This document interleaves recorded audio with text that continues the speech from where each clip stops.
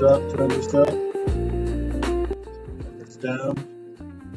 Welcome to the StreamTalk, ClubBiltMogol. We live in this shit. We're on YouTube, Twitch, going on TikTok soon. Gonna have a good time. Stay tuned. I need to get my intro show. Let's see. We're gonna talk about a few things. We're gonna watch some videos. We're gonna do some reactions. We're gonna have a little talk, a little chat about a few things, a couple topics we got to go through today. So enjoy, sit back, grab you something to twist up, grab you something to sip on, just relax. We in this together.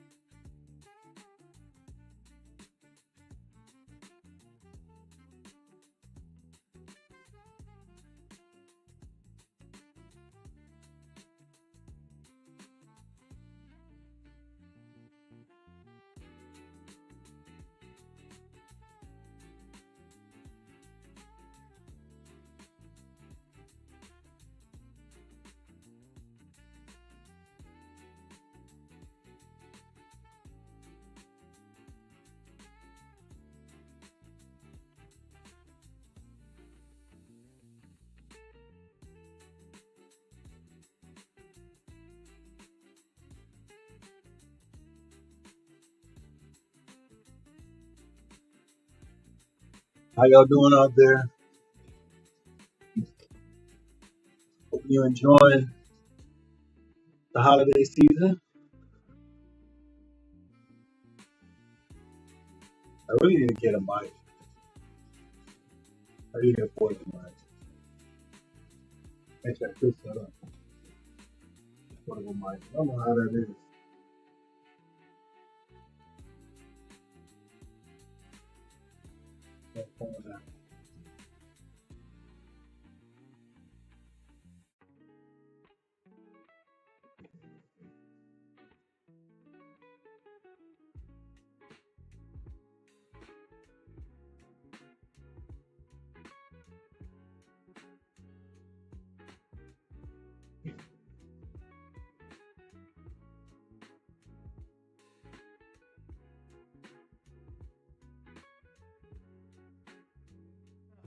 So, what's been going on in the political world? Y'all see I got a little new setup. Just to kind of go through here. These, what you see going on the top here, these are going to be ad spaces. And I'm kind of giving you an idea of what I'm going to have set up. But these are going to be ad spaces. You're going to have different commercials. You're going to have different, content popping up here. I'm just showing you all the possibilities that I could have. These like 15, 20-second videos, not too long. You got something to advertise up here that you want to show. This is the place to do it. It'll show up right there. This here that I'm moving around. Of course, you see the highlights. We're going to be running these highlights daily. We're going to be doing different ones. We got categories for days. I mean, like it's just endless highlights. We got NBA, we got NFL, we got hockey. So look over there for this, and then here we're going to be showing what we're going to be talking about today. It's a couple of videos I want to go over, a couple of things I want to watch. You're going to watch them with me. We'll have a good time. We're going to have some funny jokes. You might have people come on the live show. But, I got to get this going now. It's now or never. And that's just, That's the move from now on. You see how I sound? I don't sound too bad.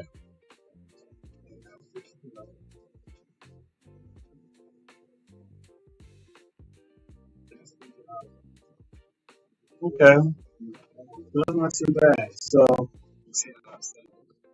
y'all see on YouTube, y'all see it horizontally. On Twitch, you're gonna see this broadcast vertically. Um, Either way, it's still the same information on the screen mostly, so don't worry about that. I'm gonna have to move this one up.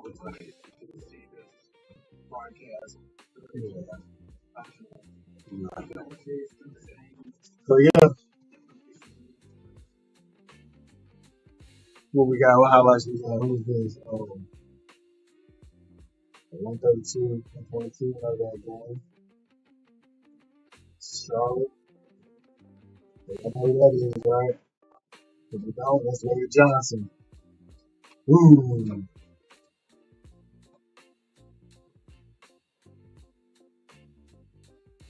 let's go.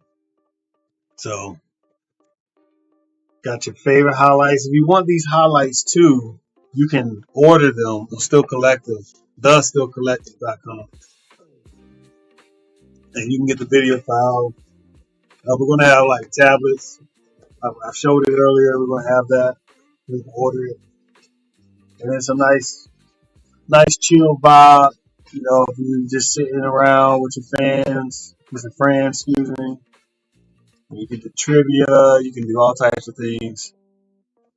You can remember moments in NFL, NBA history. I mean, we got everything you need here at Club Bill Mogul to relax, get your mind off of all that, man. It's a lot going on. I know it's a lot going on. So let's take you the rest of the way. We're not here to argue. We're not here to prove nothing to nobody.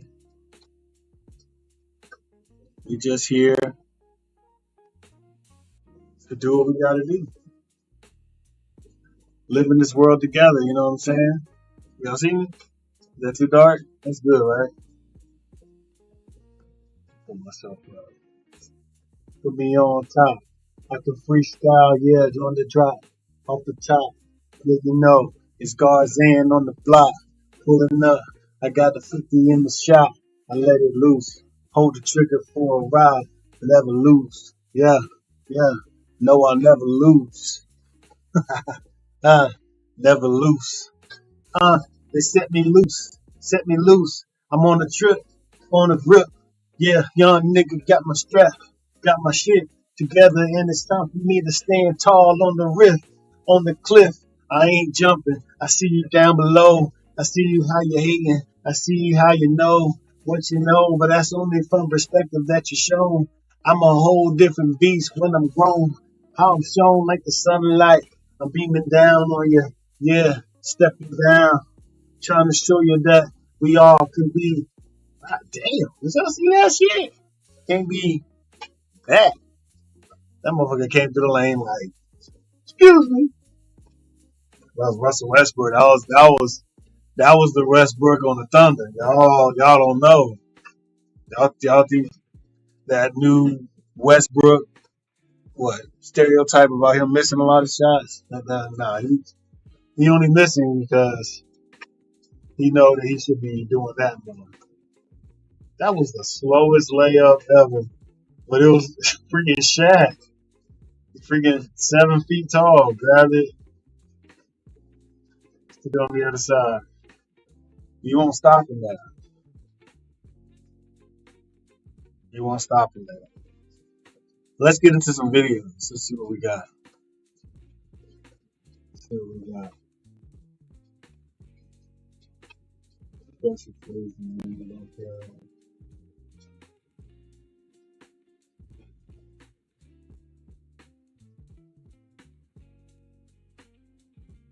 Oh, won't be able to see.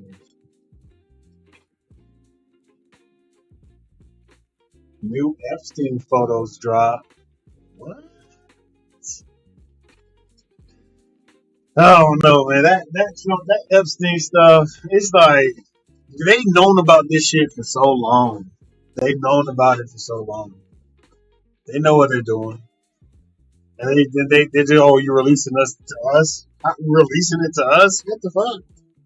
So you know what's going on, and you wait until we see it to get upset about it and see that these motherfuckers has been doing some grimy shit the whole time, and then not do anything about it.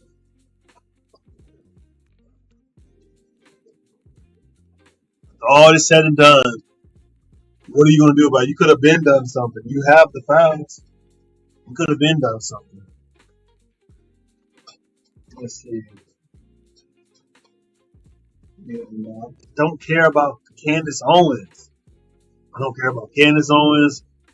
Barely be understood at a expert level mentally. Because if you just jump into these things, into these rabbit holes, into these political think tanks, you're going to get a lot of unwanted stress. You get a lot of unwarranted, just stuff you got to cycle through. We don't want to deal with that. Serve it to me on a nice platter, silver platter, please. And I'll take it like that. Like we gotta take care of our sanity. We gotta take care of our mental state, and we gotta understand there's some effed up people in the world. Trump knows some effed up people. He's very close to them. We know he's close with the racists. Why racists, pedos, SAers, ex traffickers, all these types of people are in cahoots. Crime organization, government, they're all in cahoots. How you think they continue to do what they do? Because they're in the upper echelons of law enforcement, government, and society. It's not that hard. It's not that hard to conceive it. And a lot of people don't want to. They want to keep saying, oh, Trump is still, for the American people. What does that even mean anymore? What American people are you talking? America is a melting pot of a lot of different ethnicities, cultures, background, all of that. We are at a different position now in 2025, like going into 2026, than we were in the 1600s, 1800s. And if we're going to rectify the things that needs to be fixed, and if we're going to really go in that direction, we gotta understand what we have and how we can improve it, as well as, giving whatever needs to be given to those that were treated unfairly and unjust in the system. We can be open and honest about that. That's what we're going to do. So let's see. These two things, right? I want to see that. I want to see that. The Venezuela war is crazy.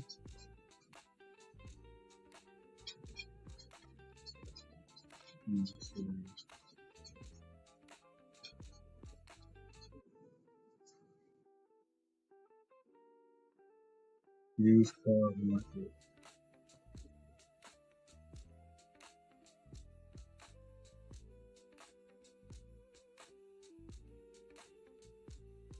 There's a war. I definitely watch. It's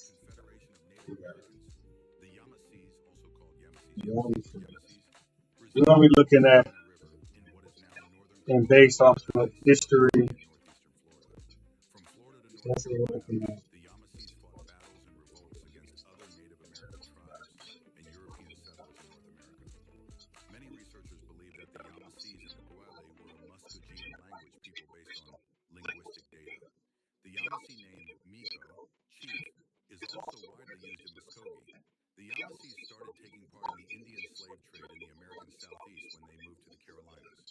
In order to capture prisoners for sale to European colonists, they conducted raids against neighboring tribes. Other Native American nations' captives were sold into slavery, and some of them were sent to plantations in the West. The Yamasee War was mostly caused by the slave trade, and their adversaries retaliated. The coastal villages in what are now South Carolina, Florida, and southeast Georgia were home to the Yamasees. In the latter half of the 16th century, the Yamasees moved from Florida to South Carolina, where they became close to European settlers. Members of the Guale, a chiefdom of Mississippian descent, joined the Yamasees and their civilizations merged. The town of Altamaha was part of Yamasee land when the Hernando de Soto expedition visited in 1540. Spanish explorers founded missions in Yamasee region around 1570. Later, the Guel province added the Yamasees to its list of missions. Beginning in 1675, the Yamasees were often included in Spanish mission census records for the missionary provinces of Mocama, modern-day southeastern Georgia and northeastern Florida, and Guale, coast of central Georgia. Look at this map right here. This is important right here. Do you see how these migration patterns map out where the roads are?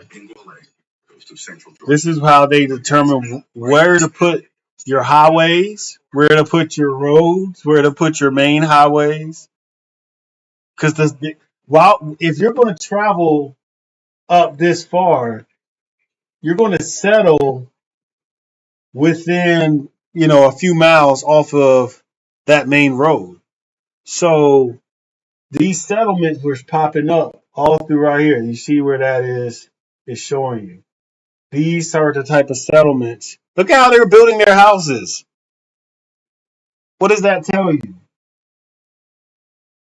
These people were already advanced in what they were doing. They knew what they was doing. They were settling out. They was escaping war. They was escaping a lot of shit that was happening. These people weren't just, let me just migrate here, migrate. No, they were running from battle. They were running, trying to uphold what they had left of their identity. And this goes on for years. Let me back it up so you can hear again what we're talking about. Was part of Yamasee land when the Hernando de Soto expedition visited close to European settlers. Members of the Guale, a chiefdom of Mississippian descent, joined the Yamasees and their civilizations merged. The town of Altamaha was part of Yamasee land when the Hernando de Soto expedition visited in 1540. The Soto Exposition. Alabama, Georgia, South Carolina, North Carolina, and Tennessee. Interesting. We got Tennessee. All of this. Look at these names. Tallahatchie, Ilibahali, Talamico. This is closer to North Carolina. This is where like Wilmington is. This is where like Raleigh is. Kafakwi, Altamaha, which this looks like colonizer writing, honestly. It looks like colonizer writing. European settlers. Members of the Guale, a chiefdom of Mississippian descent, mostly caused by the slave trade, and their adversaries retaliated. The coastal villages in what are now South Carolina, Florida, and southeast Georgia were home to the Yamasees. In the latter half of the 16th century, the Yamasees moved from Florida to South Carolina, where they became close to European settlers. Members of the Guale, a chiefdom of Mississippian descent, joined the Yamasees and their civilizations merged. The town of Altamaha was part of Yamasee land when the Hernando de Soto expedition visited in 1540. Spanish explorers founded missions in Yamasee region around. Yeah, see, these were their missions that they were looking to settle up. and move. So they weren't.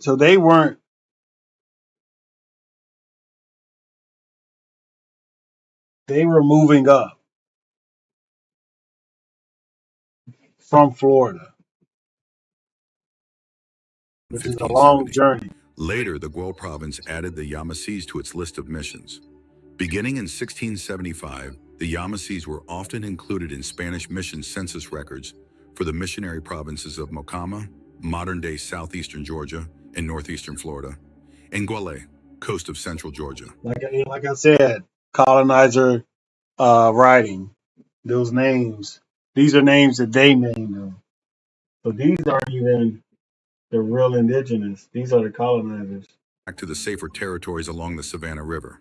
Some Spaniards tried to transport Yamassees who were held captive as slaves to the West Indies in 1687. The tribe migrated into the English colony of the Carolina, modern-day South Carolina, after rebelling against the Spanish missions and their native allies. In Beaufort County, they founded a number of Oh. communities. So they were being controlled by the colonizers, the Spanish, who was telling them to go and take out their relatives. Oh, they did that too. They was some grimy motherfuckers, man. Them fucking them English, them Spanish, them Dutch. They was some ruthless motherfucker. Go take out your family members, or we're gonna unalive you know, your child. They were doing ruthless, disgusting, despicable types of tactics to force and coerce indigenous people to go attack their own. What do you think the Buffalo Soldiers were? Like these people were devils. Were devils all over the world. That's crazy. Including Pocotaligo, These people are Tolomanto, bothering and nobody. Topeki, They're going and around and 8 trying to communities close to settle Port Royal. and wipe them out 1,220 while settling Yamassees over their were land. listed in a census taken in 1715 by Irish colonist John Barnwell. Beginning in 1686, the Yamassees moved to Charlestown in the province of Carolina, either to flee the Spanish or to pursue commercial possibilities with English colonists. Some Yamassee families in Charlestown turned to Christian missionaries to teach their kids to read and write and to convert them to Christianity. Because the Yamassees in Guale had become used to Spanish missionaries and were more receptive to conversion than other tribes, Christian missionaries in Carolina could have had some success converting them. Slave raids against Spanish-allied Indian tribes in the American Southeast were carried out for decades by Yamassee raiders, who were often armed with European weapons and collaborated with Carolinian settlers. Additionally, the Yamassees raided St. Augustine, a Spanish colonial colony. Many of the Yamassees' Indian captives were later sold to West Indian slave farms after being taken to So colonial people were communities throughout sold and Carolina shipped and and sold moved to white around. colonists. Due to dishonest People were sold, shipped, moved around, and you want us to sit here and believe what the person who sold you tells you? No, we're going to find our own narrative and go with that. Fuck you. These people were not being honest. These people were not telling you where you really were from. And once you find out your true roots and your true genealogy, you'll know what I'm talking about. You'll know exactly. colonial business methods, many Yamassees eventually owed money to the colonists with whom they had dealt. Enraged by the colonists' actions, the Yamassees decided to wage war on them. On April 15, 1715, they attacked the colonial colony of Charlestown, establishing a pan-tribal alliance and starting a 2-year conflict. The majority of colonists fled frontier communities and sought safety in Charlestown as a result of the Yamassees' extensive attacks against other colonial towns in Carolina, which were supported by the several Indian tribes they had successfully recruited into their alliance. The Yamassees were routed at Salcachoo, also written salt catchers. These tribes were merging together to get stronger. Okay? The other tribes that have been already wiped out, they were fleeing. They have to merge in. This was a WAR. Like, this is not a game. And a lot of you motherfuckers think it's a game. It's not. These were people at survival, the highest point of survival instinct was during these times. Literally, people were getting wiped out. or Salkehatchie, on the Combahee River by an army headed by South Carolina Governor Charles Craven. Craven eventually succeeded in forcing the Yamasees back into Spanish Florida by crossing the Savannah River. Following the fight, the Yamasees moved south to the area around Pensacola and St. Augustine, where they allied themselves with the Spanish colonial government. These Yamasees remained in Florida until 1727, when a smallpox outbreak and incursions by Colonel John Palmer, who commanded a group of 100 Indians and 50 Carolinian troops, caused many of the surviving Yamasees to leave, some of them joining the Seminole or Creek. Still others lingered around St. Augustine until the Spanish ceded control of the city to the British. They brought around 90 Yamasees. I know y'all heard that. Joined the Seminoles and the Creeks. These aren't people that look exactly like each other. But yet you can be Seminole, you can be Creek, you can be Yamasee, you can be any one of these indigenous tribes. It's not based on how you look. And that's what people fuck it up at. That's where they fuck To it up. Havana at that time. The Yamasees are a multi-ethnic synthesis of many remaining Indian tribes, such as the Guale, Latama, Apalachee, Coweta, and Cusita Creek, according to historian Stephen J. Otis and others. According to historian Chester B. DePrater, the Yamasee villages of early South Carolina were divided between higher towns, which were mostly inhabited by Guale Indians, and lower towns, which were primarily inhabited by Hitchiti-speaking Indians. Having obtained guns from European colonists, the Yamasees were a militaristic slaving society and one of the biggest slave-rising tribes in the American Southeast in the late 17th century. The Yamasees' alliance with European colonists to preserve their freedom is partly responsible for their use of slave raids to establish supremacy over other tribes. Although the Yamasees soon started bringing their prisoners to Carolina to sell in the slave markets of Charlestown, it was common for Native Americans to capture people during combat, especially women and children.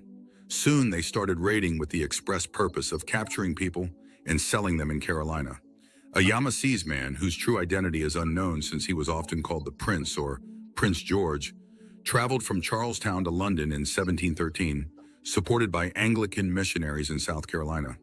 According to historians, the prince traveled to London as part of the missionaries' religious diplomacy to strengthen connections between the Yamasee and British colonists. The missionaries believed that the Yamasee would become steadfast supporters of the British colonists if the prince became a Christian while he was in London.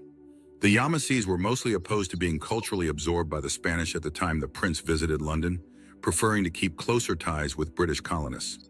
In 1715, at the time of the Yamasee War, the prince made his way back to Charlestown, soon after his family had been captured by Carolinian raids and sold into slavery.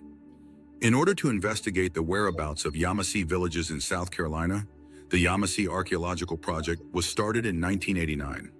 The project's goals were to catalog the items and track out the people's origins.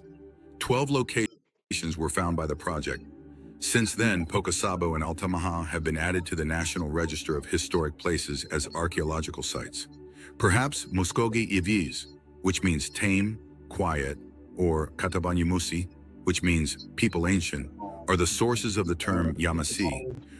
Oh, I need that last little bit. Okay. So let's see. Choctaw's way over here. That's Mississippi. Chickasaw. Ancient. I have some family over there. I have some family of Cherokee, Catawba. I wish it would go further. I need to screenshot that.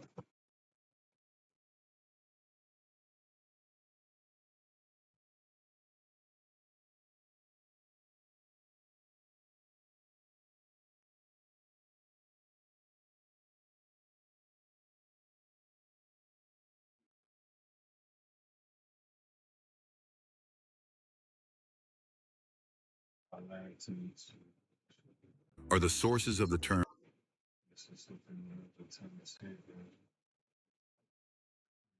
Oh, so that's no two. And so yeah, and that's where they're from, right there, right there. This whole shit is Kiko's hand right here. Whole shit is Power 10, Kiko's hand, other 10. That's whole area's 10. So that's crazy.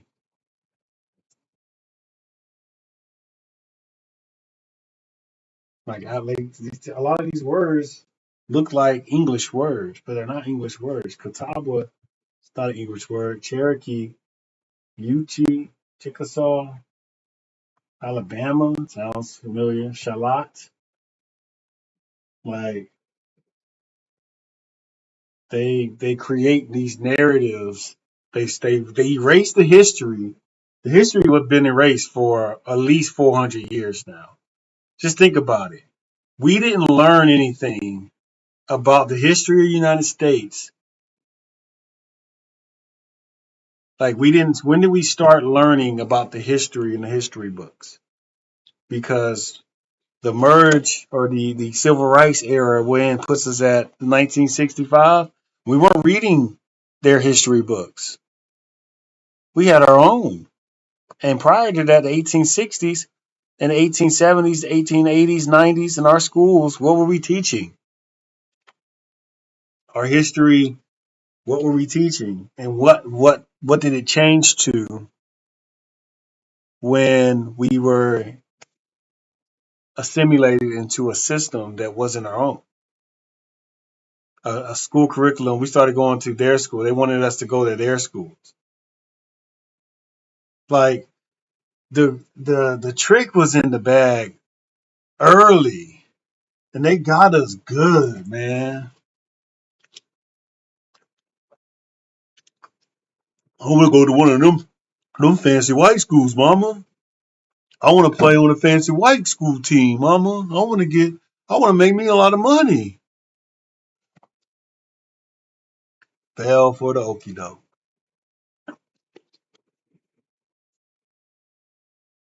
All of this, they erased it. Not all of it. Not all of it, apparently. But the history, the stories, the whatever accomplishments, the inventions, all of that. Yamasee. Records of the Yamasee language are few. Missionary Domingo Baez's writings Records include are some of it. few. In 1717, Diego Pena was informed that Yamasee was also spoken by the Cherokee people of Tuskegee Town. Yamasee is connected to the Muskogean languages, according to Hahn, 1992. A colonial report that a Yamasee spy in a Hitchiti town could comprehend Hittichiti and evade detection as a Yamasee served as the basis for this. In 1711, Francis Lejow said that the Yamasee were aware of Creek. Additionally, he pointed out that Creek and Shawnee were widely utilized as lingua francas, or common trade languages, among Indians in the area. Diego Pena gathered evidence in 1716-1717 that Yamasee and Hitchiti Miccosukee were regarded as distinct languages.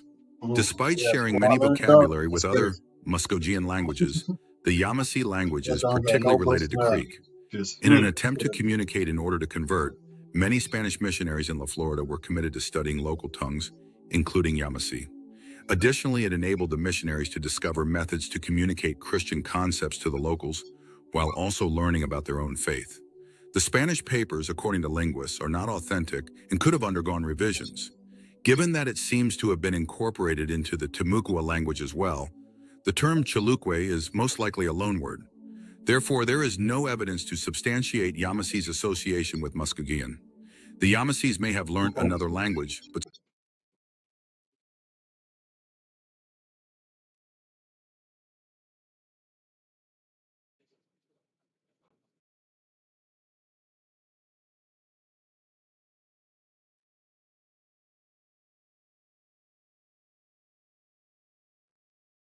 want you to look at one, two.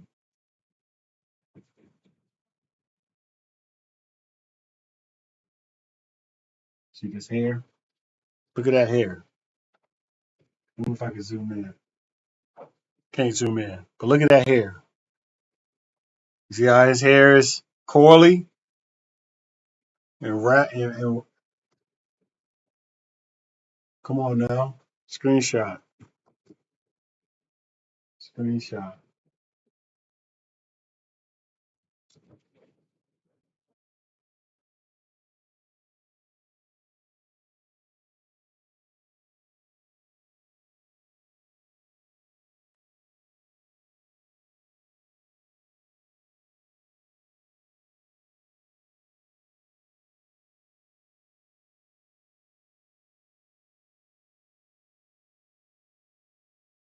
Spoke Cherokee, an Iroquoian language, according to a record in a British colonial archive. Though they are thought to have been a separate tribe, they were associated with the Cherokee for a while. Colonel George Chicken claimed to have been informed in 1715 that the Yamassees were the Cherokee people's ancestors. In the low country town of Yamasee, South Carolina, at the start of the Yamasee War, the Yamassee's name is still used.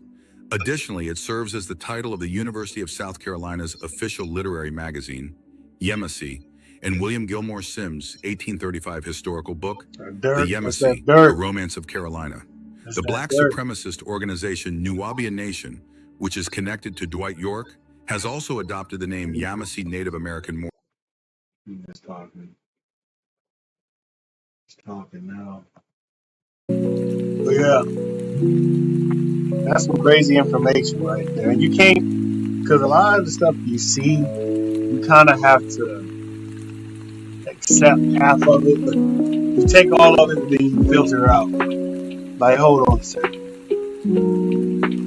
Come on now, there's no such thing as a black supremacist group. But if you want to carry the ideology of a black quote-unquote supremacist, yeah, you can. You can carry that ideology. And you'll be a fool for doing that. You'll be ignorant for doing that. But you would just be doing the very same thing you complained about people did to you. And it's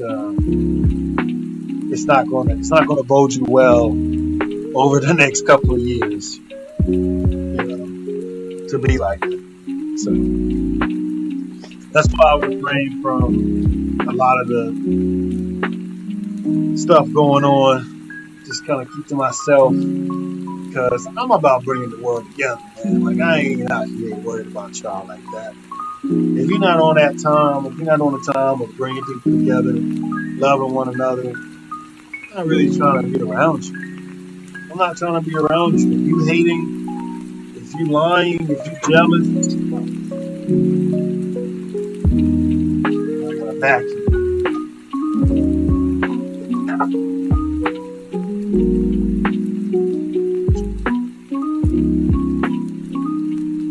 But yeah, go ahead, check out the highlights.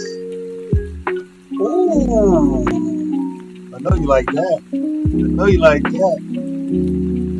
LeBron here has some crazy dunks. He has some crazy dunks. I'm gonna switch up a little side shows. I need to think of some more. We're about to get into some video games. What we about to do. Battlefield or GTA, which I want to do. Probably trying to do GTA, to be honest. We gotta get the stream back going. Trying to change the flow up.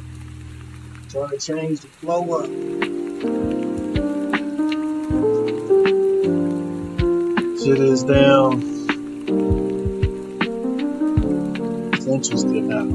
It's like we gotta do this way differently now. We can't do the same things our ancestors did. Like, we gotta do something different. I'm not going back. I'm not going to no place of hate or just ignorance. Because that's really what it is. It's ignorance. I'd rather sit here and talk to myself if everybody else is out there attacking each other. I'd rather sit here and talk to myself and get my thoughts out and what the fuck I got going on. Fuck all of that. For real. So this is ClubBiltMogol. This is late night talk. We gonna build your mind up. We gonna get you right. Because a lot of that stuff that we got going on, it ain't worth your time. So consider this the first episode to mental stability. We're gonna take it step by step. We'll be doing working out. We'll be doing a lot of traveling, a lot of different things going on. We're gonna knock some things down. We're gonna knock down some achievements. I'm gonna take you along the way. So just work with me.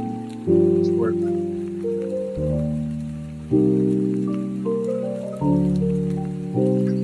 Y'all ain't check out the Sora app? I need to pull that up. Excuse me. Where we look at get different ideas. We're gonna be getting different content on it. Matter of fact, the only thing I could do, I don't know. Let's see.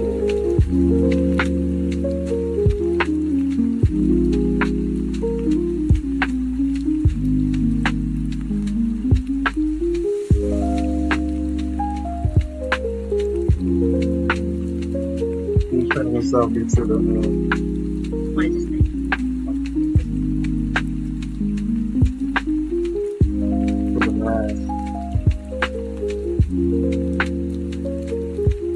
like little stuff like that can bring out content ideas and stir up a few things. I think that's what we should do. That's what I'm focused on. So join the club. Join in. We got all types of little fun new stuff, tools like that you can utilize for promotion. Let me show you a few promotions out there.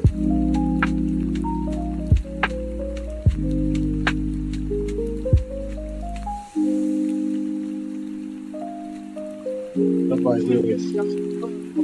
You are tuned into the live stream. We're out here in the city tonight. Versus like this.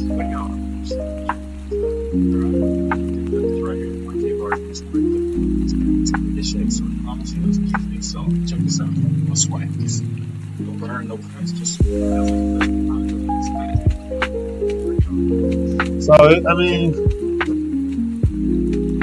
all we need is an ending page, landing page. I can create all of that. I really, just need to promote myself out there. I haven't really been doing that. And that's my next move.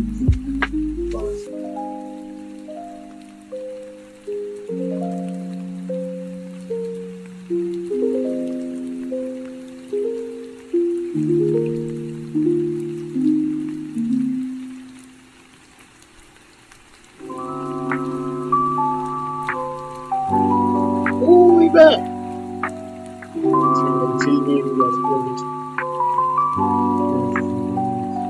But yeah, man, we had to go over some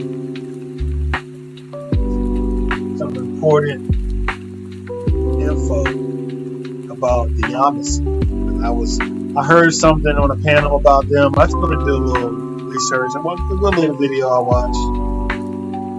Probably can do a little bit more research into it, but it's more of the same story. These indigenous tribes were at war with English, Spanish, and they was trying to find a way to work things out because people were tired of fighting. People get tired of fighting. That's the other thing about war. You understand? People get tired of fighting. And they just succumb to whatever the narrative of the people that they want. That's what y'all want? Y'all want to be here? Y'all want to settle here? Yeah, okay. But now it's like, no. Y'all had enough time to try what you wanted to try, and this shit ain't better. Shit is worse. Shit is way worse now. Because back then, people at least were searching for peace. Now, they feel like peace has left the building. That's what it feels like. I feel like peace has said, oh, let me just go and take a vacation. I'll be back later. Maybe. We'll see. That's what it feels like in today's climate, 2025, going into 2026. But here at Club Bill Mogul, we're going to keep you peaceful. We're going to keep your mind at ease.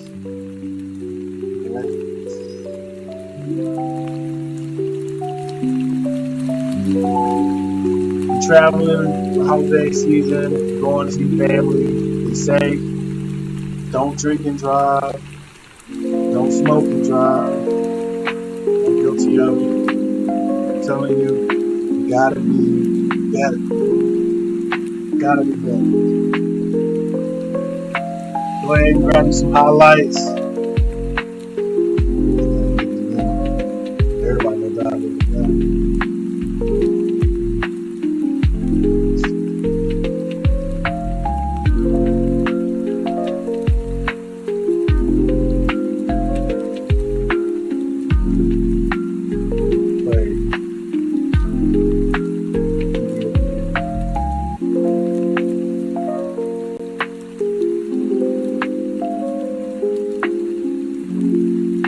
Don't worry.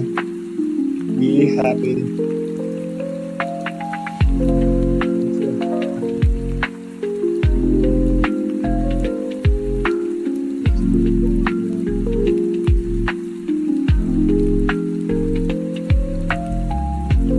We're talking about the girl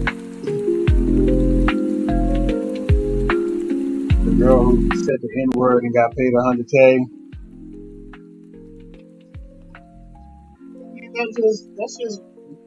That's just racism for you. How do you say the N-word and get paid $100K? What word can black people say that gets them $100K? What derogatory slur a black person can say to somebody and then get fired from their job for saying it and then gifted $100K afterwards?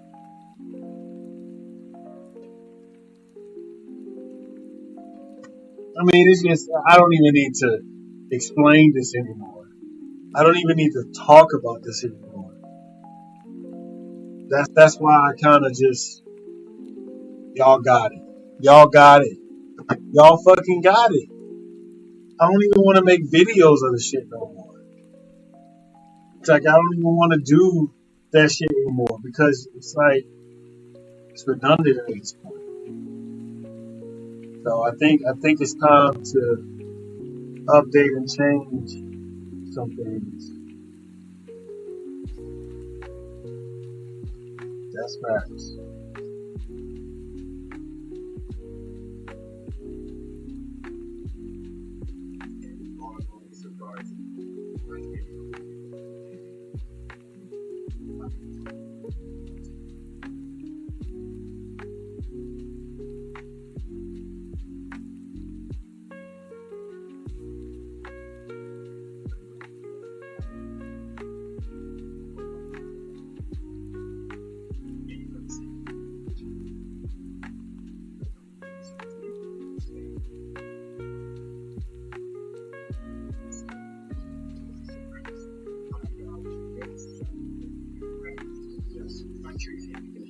They only hire Latinos. They don't hire you for that. Like my TikTok is, I was going crazy, but then I had to realize like people are just half hate in their heart, just to have hate. There are some people you can learn from.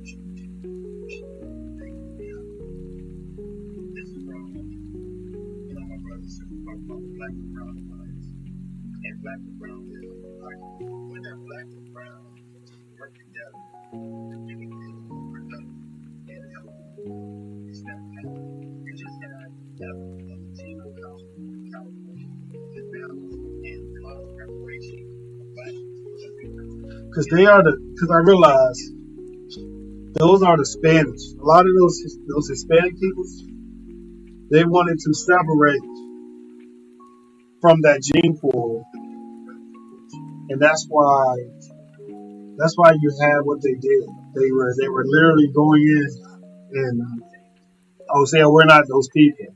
You are those people.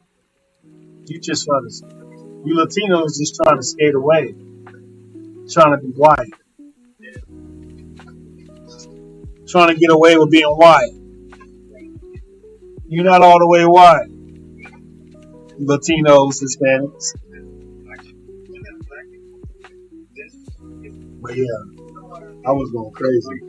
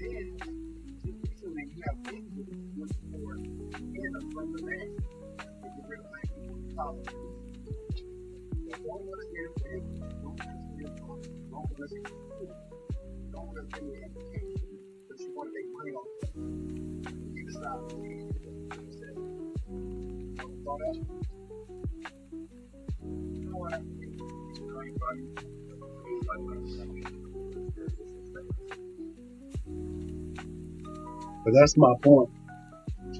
Is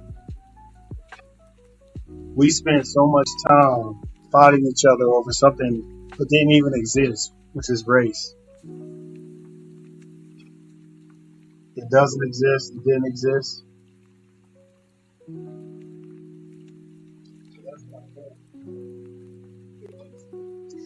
And when you think about it, you feel dumb. You feel dumb because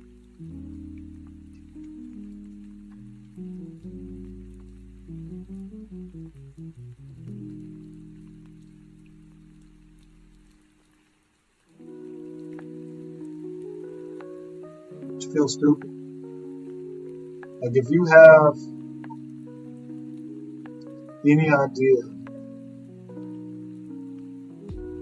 of what it took to get your people where they are, whether you are a white person or a black person, it took a lot. Now, white people are the subspecies.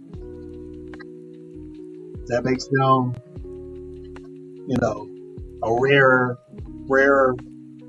version of the human species. That's it. You're a rarer version. You're a smaller portion of the human species. Is there anything wrong with that? No. Me, I'm light skinned. I'm another smaller portion of the human species. There's not too many of me that look like me in my variations. But my brother don't look exactly like me. My other brother don't look exactly like me. We have different looks. Now we got similar facial features, yeah. But your genes, when you get, when you get offspring and those genes grow, not all of those kids are going to look exactly like you. They're going to have different futures, and that's just going to vary and change through time. And that's not has anything to do. Race has nothing to do with that. That's God's selection. Those are the genes that survive in you and live through you. And if you're someone who is type of person who tries to base intelligence or fortitude or anything, because we've seen white folks just as athletic and strong as black folks. We've seen black folks just as smart and intelligent as white folks. Like all the stereotypes are they just fall to the whim now. They fall to the wayside in 2025. They fell to the wayside. Now we're more intelligent. Now we're more understanding. Now we know what happened with the mind flay. Y'all watch Stranger Things, right? That mind flag. That's the Matrix. That's the Matrix. So I have issues with Stranger Things. Let's talk about the Stranger Things. That's going to be a good talking point. Because this is a good correlation. This new Stranger Things,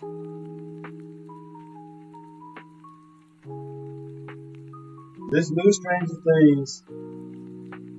really interesting.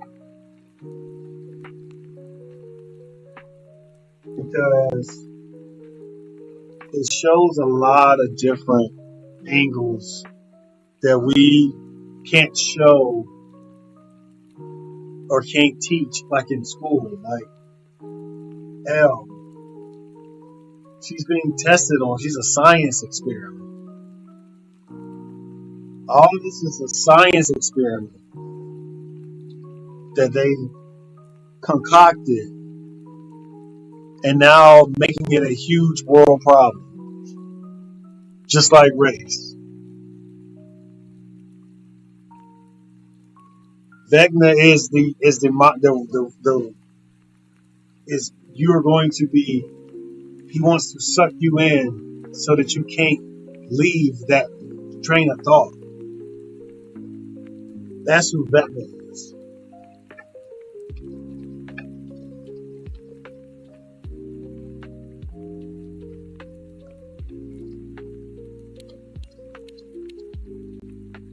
Two universes, one filled with evil, flashing sparks of bloodlust all around, the other filled with a balance of good and evil, but evil nonetheless. A new start for an innocent family in the small towns of Hawkins, Indiana, with a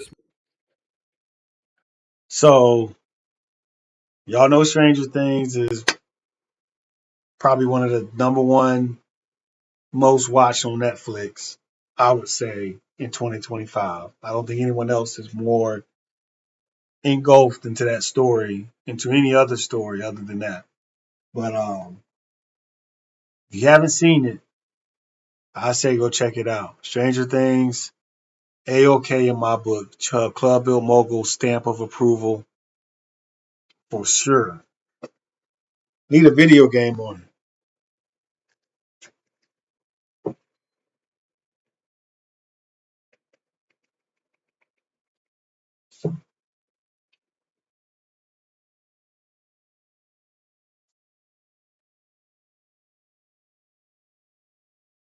I'll let you watch a movie. small fortune, Victor Creel had tried moving away from not only his recurring thoughts of the Second World War, but of his old life. A new start indeed, with his wife Virginia and two kids, Alice and Henry. There was something different. Think about this. These spirits, these things that emerge in these kids, a lot of it is the evil past your ancestors had coming back to haunt you and warp your kids' minds. That's what happened to little Henry here. He's a product of white colonialism and all of the hate, hurt, pain, lies, everything his generation, blood generation had to deal with or went through in life shot into him. All those feelings, all those emotions, all those memories, all of that went into him. And look how evil he turned out. That's just my theory. That's just the Club Built Mogul theory. About Henry, though. He had a sense, some form of sense beyond our understanding. He never fit in with anyone. He was a sensitive child. Teachers and doctors described him as broken. Were they really so far off? After moving, Henry knew that it would be nothing different here than anywhere. He would be treated the exact same. One day he creates a bond and finds comfort in something others usually fear. A nest of black widow spiders hiding within the bathroom vent. The apparent misunderstood and most important of the predators, providing structure for the weak. Henry grew this hatred, this hate of humans, specifically the civilization's structure of time and evolution. Eat, sleep, work, reproduce, then die. but he was able to control and connect to his unheard of sense. Realizing he didn't have to be a part of society's mindless play, he began to learn about his abilities, telekinesis, seeing into others' memories, creating hallucinations, and more. He tested these abilities on wildlife such as telekinesis on rabbits and other animals. He caused his father to hallucinate parts of his traumatic memories, such as a baby burning in a cradle, a memory from the war where he ordered the shelling of a building, thinking there were German soldiers inside, only to find himself horribly wrong. He would scare Virginia with spiders crawling out the drain, and give Alice horrific nightmares. They thought it was the demon's doing. Well, Victor did. Virginia, however, thought her son was somehow doing these things. That memory he had ordering the shelling,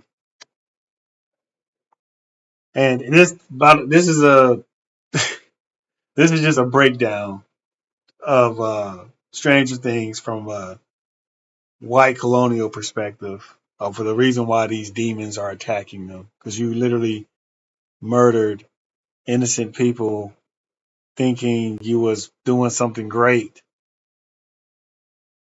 doing something magnificent, and that motherfucker found you. But yeah, that's how Vecna attacks his victims through their traumatic moments, their bad choices, their bad, you know, things in life, and he attacks them from there. And when it's bad, that's where he's able to really say, you know what, I ain't letting you go. But you gotta get. She somehow knew. She wanted to send him to a doctor, but nothing really came. I don't know One what fateful night, else. Henry decided to make his next I've move. never had While the to. four ate dinner, the radio glitch ran Just wrong. happened. Victor got up to fix it until the lights above started to flicker. My family No one doesn't have that type knew what was of going on. That history. is, no one besides Henry. Virginia was lifted up into the I air don't know what that quickly. feels like. Crack, snap, and crack. Eyes burst, she falls down to the kitchen table as Henry's nose bleeds from the use of his power. Victor picks him up as they begin to run away from the house. Victor tries to slam the door open to free his children, only to be sent back to that cold day. He was back in that building, seeing and hearing that baby cry in that cradle all over again. He snapped out of his hallucination, his nightmare, only to turn around into a nightmare far worse. His daughter's eyes burst, bones cracked, and Henry himself on the floor bleeding out of his nose after knocking himself out, almost killing himself using too much of his power. He didn't quite know his limits. Shortly after, the police came to the house, arresting Victor for the murder of his own family. He took an insanity plea, leading him to be put into Penhurst Asylum. There, with nothing else left in his life, he comes up with a decision. An attempt at suicide, to cut his own eyes out himself and to join his family. But the people at Penhurst Asylum cause him to fail, patches stopping the bleeding, causing him to live permanently blind, sitting in the dark rooms of Penhurst Asylum for the rest of his years. But Henry wakes up slowly from his coma caused by the massacre, only to see Dr. Martin Brenner. Dr. Brenner was a part of a program named MK Ultra, a program designed to study and develop mind control, with operations taking place in Hawkins National Laboratory. And Henry was someone he was interested in testing on, someone This is his just mother the had beginning. mentioned to him in the past. Dr. Brenner takes him, somehow convincing everyone Henry died shortly after reawakening. He creates a device called Soteria to suppress Henry's. You don't really learn this. I mean, you know who he is at the beginning, but you don't really learn this much until like the fourth season. So I'm gonna let y'all watch it. It's a great show. We're gonna get into some video game. We're gonna do GTA. I feel like playing GTA a little bit. GTA.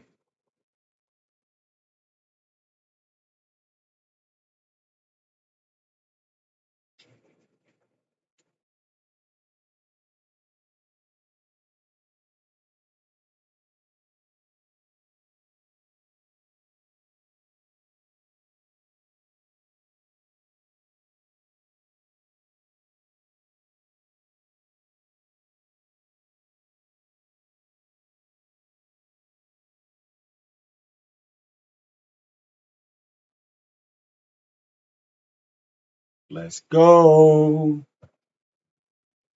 So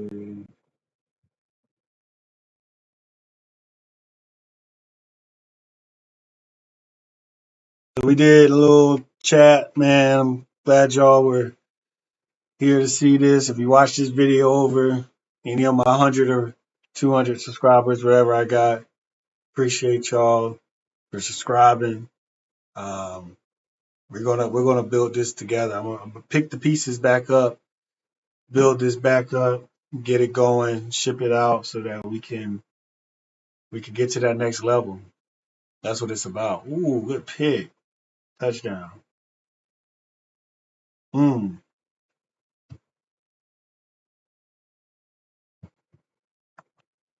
See. 35 missions. Hmm. There it is. Let's go.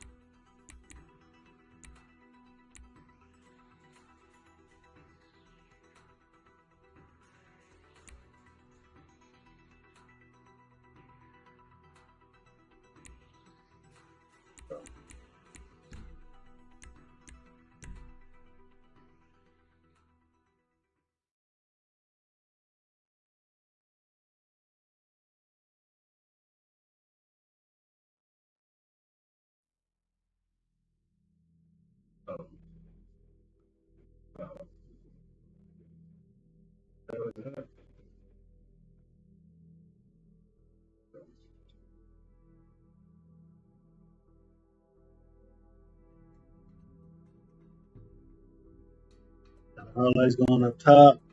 Again, look, you can get your ad played up there. Those are just fillers right now until I get people to put their ad up. I want to, you got some clothes. Clothing line is dope. Uh, Hair clippers are dope. Barbers are dope. You want to get your barber, sell your barber location. That's what I need to do. I need to go to barbers and a couple people and get them to put their ads up here. We're just watching. Stop by your place. You got a website. Sell through.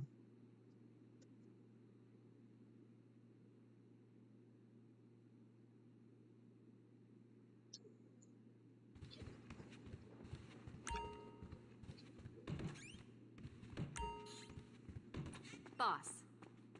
Hi there. I gotta start So getting long. this.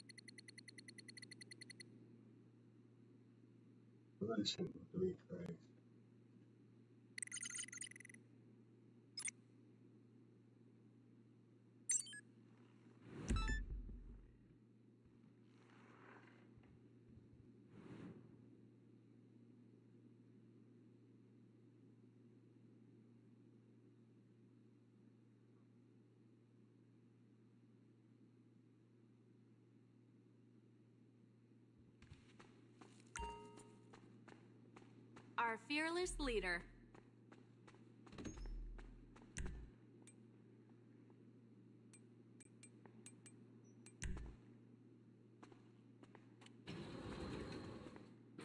Sounds insane.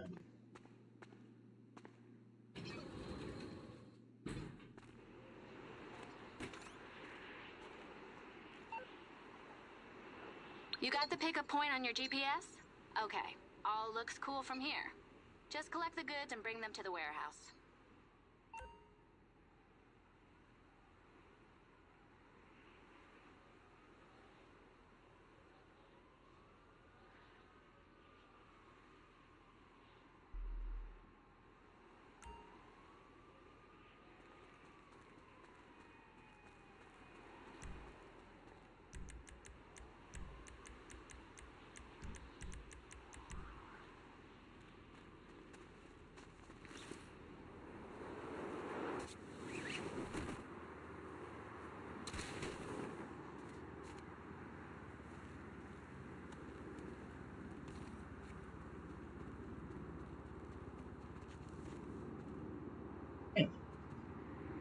Oh, let me open this.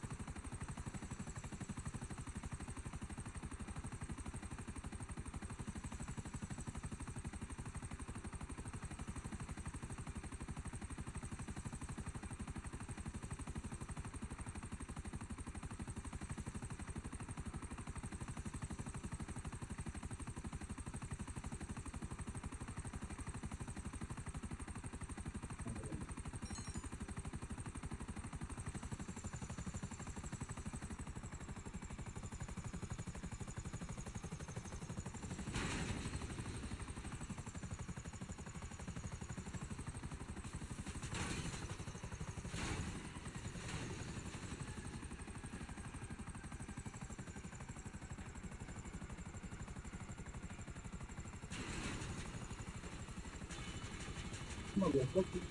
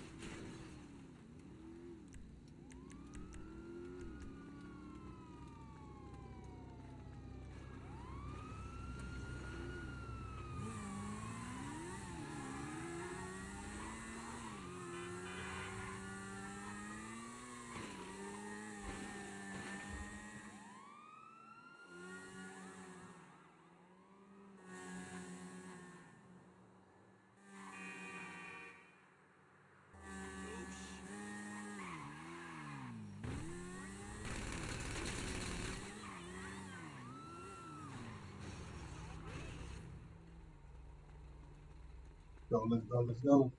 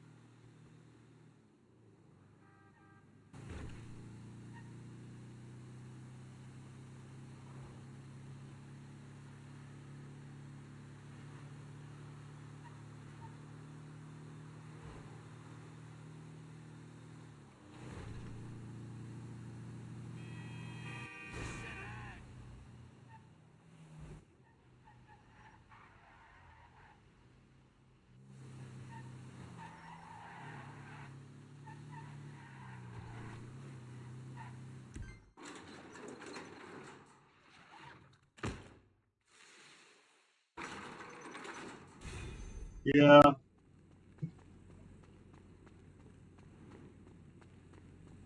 What's up? Yeah.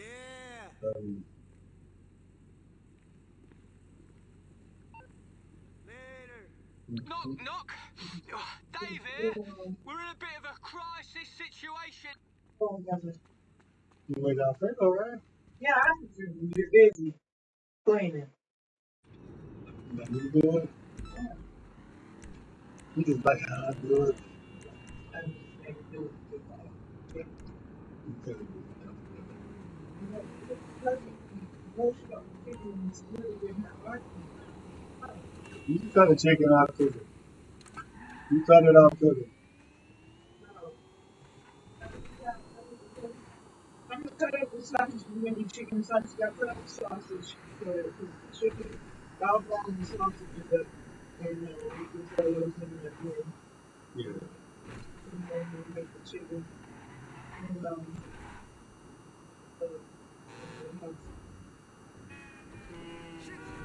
that's usually wait till the last like 20 minutes.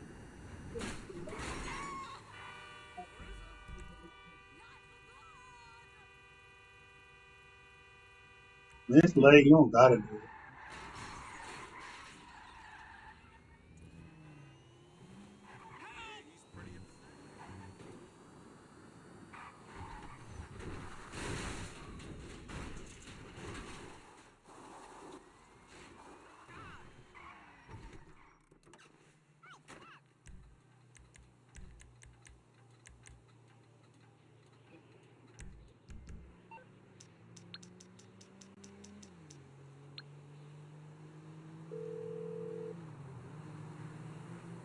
You calling for some wheels? I'm Johnny on the spot. I'll hook you up.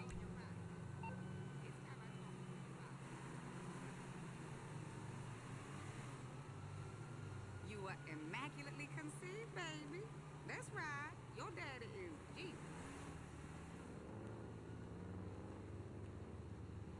He came down from heaven and gave your mama the best night of her life. Well, if you don't want to know, don't ask.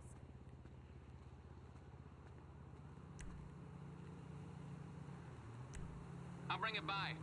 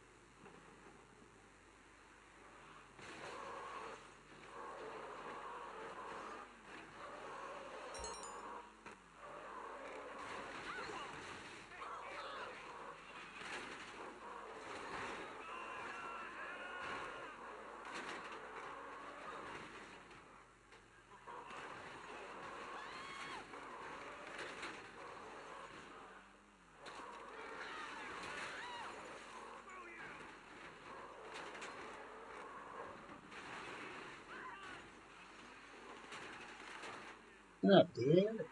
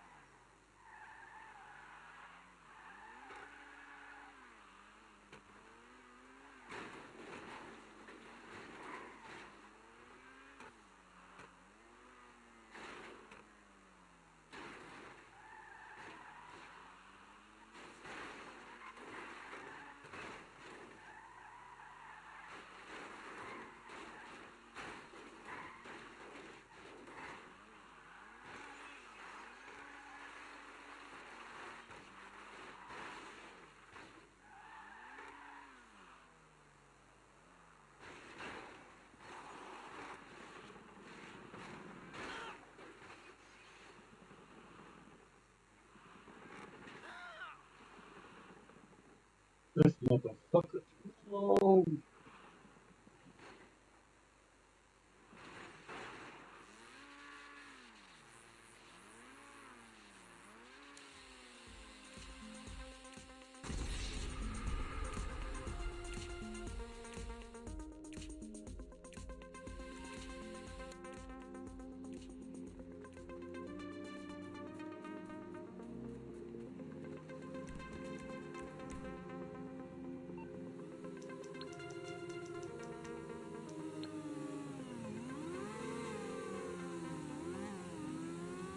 You need something, huh? One of your rides? Let me know.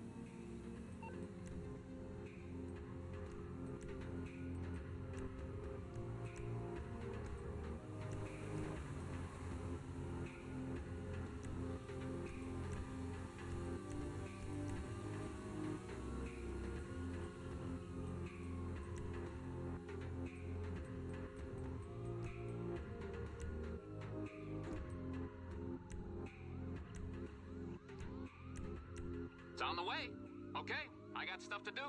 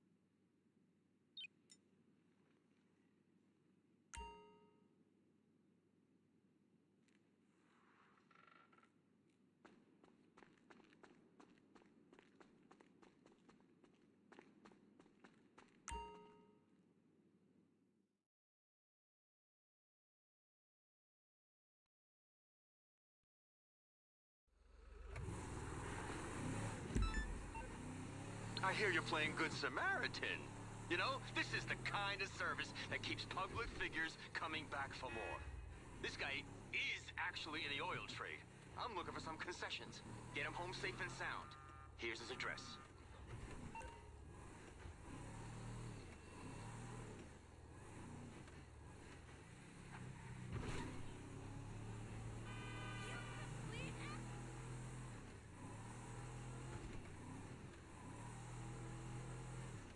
Hi there!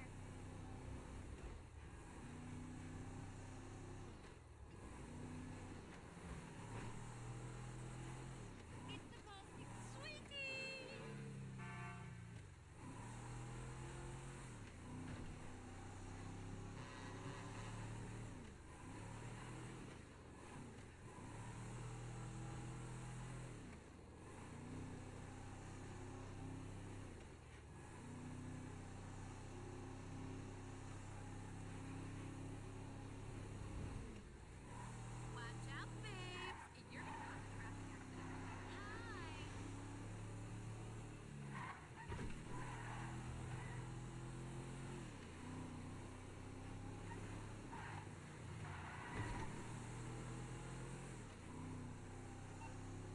You know, I kind of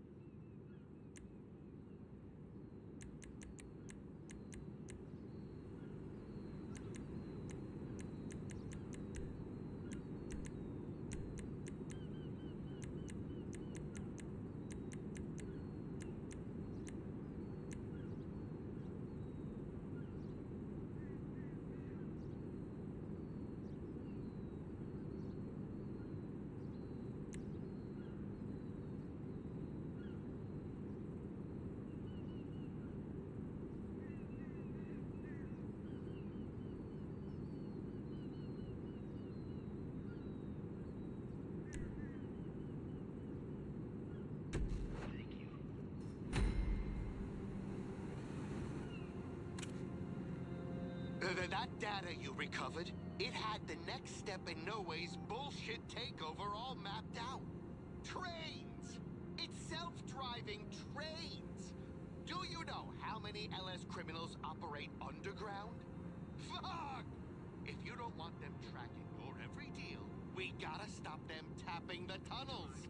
Listen, there's a head No Ways engineer setting up surveillance right under your feet. Get down there, grab the next train, and we'll send it back to block the track. Then, when his train's stuck, raid it. Take him for everything he's got. Equipment, IDs, passwords. Just stop him setting up the grid. Quick!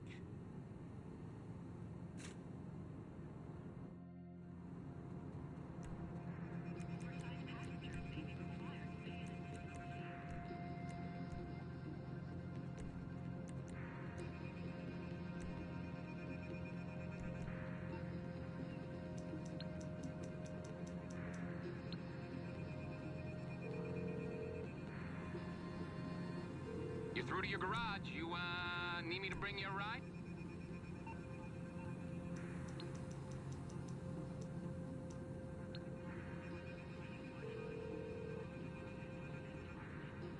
What you need, boss? Some wheels? I can bring them round.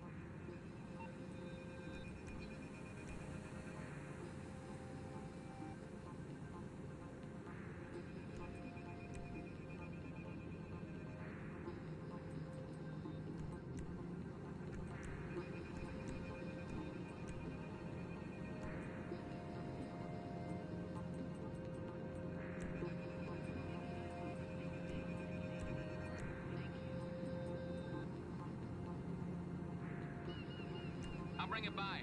Aight, I'll get back to work.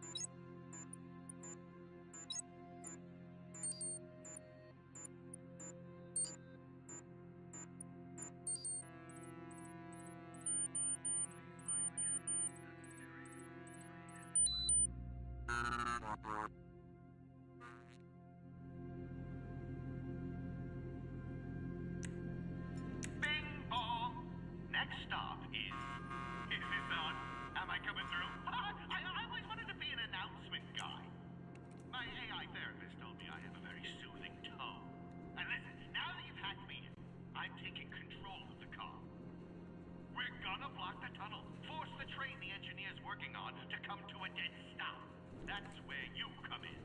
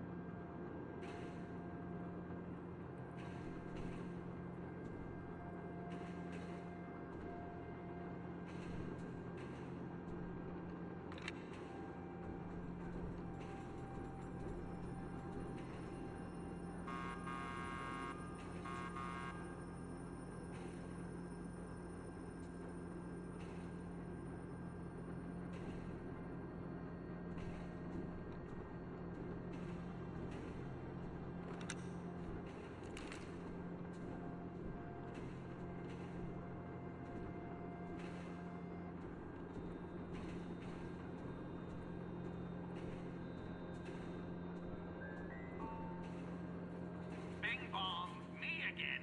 Okay, this is the spot. Looks like the engineer's en route. So when his train stops, jump on board and go straight for his briefcase. That's where the good shit's gonna be. Trust me. Just remember, this guy's precious. You can bet he's gonna have security. But I know you can handle them easy.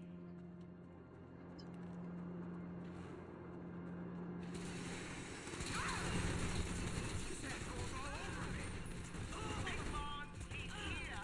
Now's your chance. Go, go, go!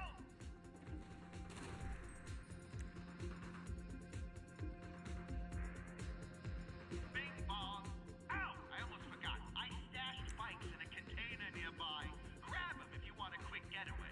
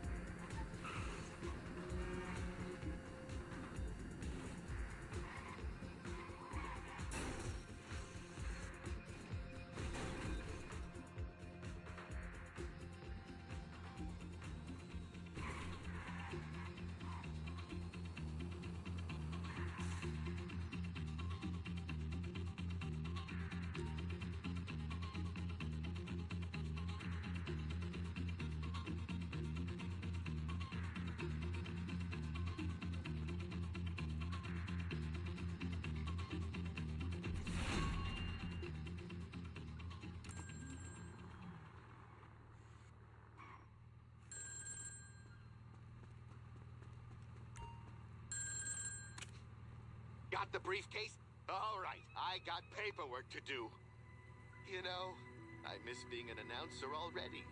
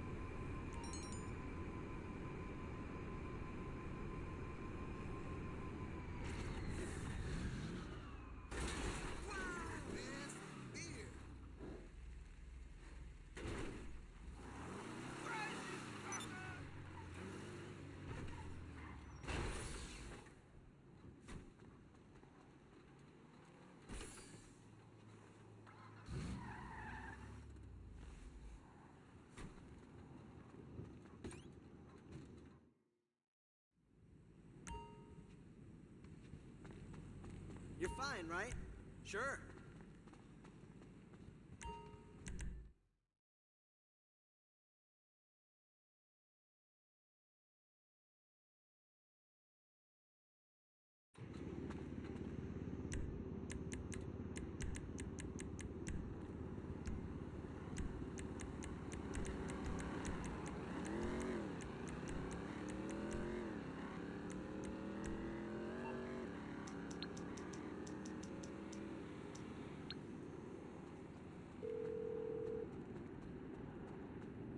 You need something, huh? One of your rides? Let me know. I'll get there as soon as I can.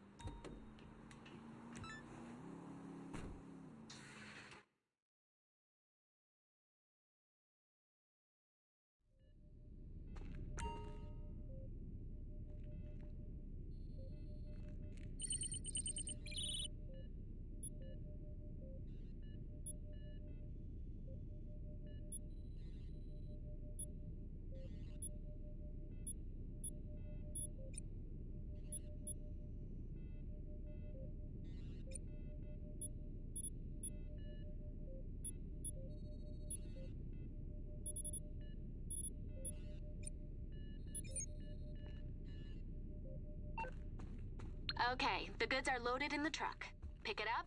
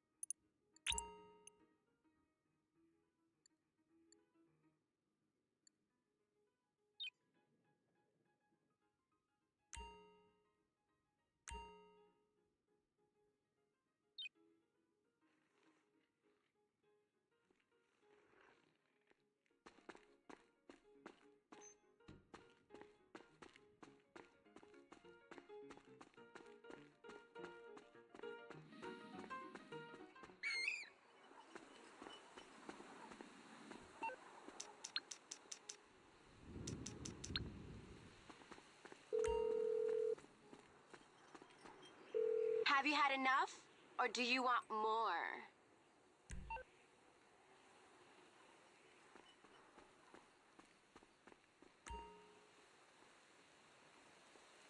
Treat yesterday like tomorrow, and tomorrow like today. Today is a day, and that day is today.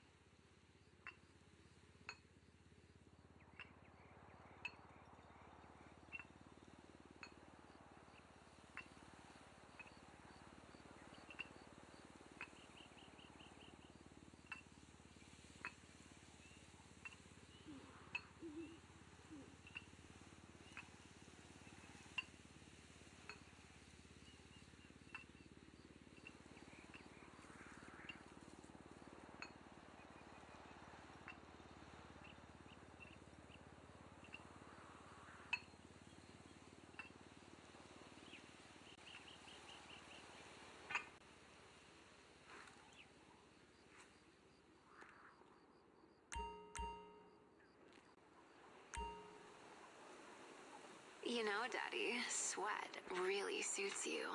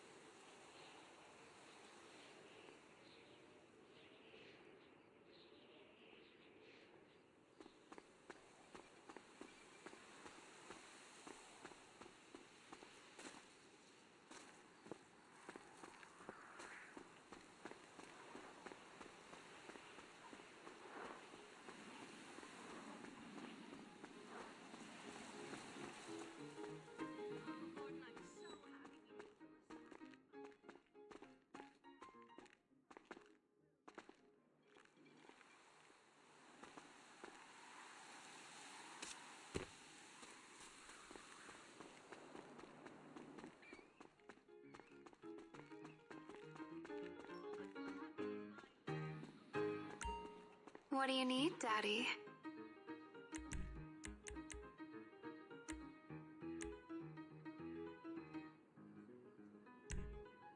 Faster, Daddy? Sure thing.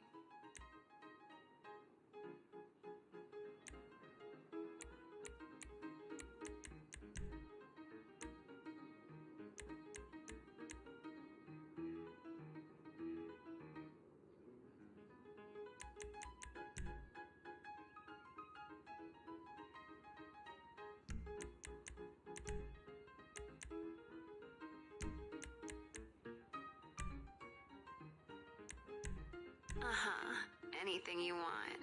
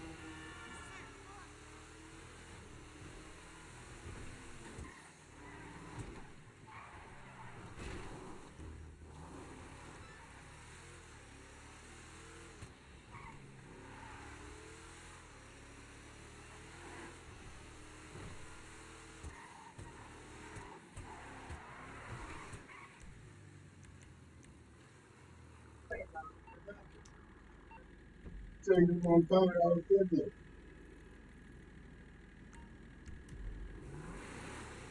I'm thinking,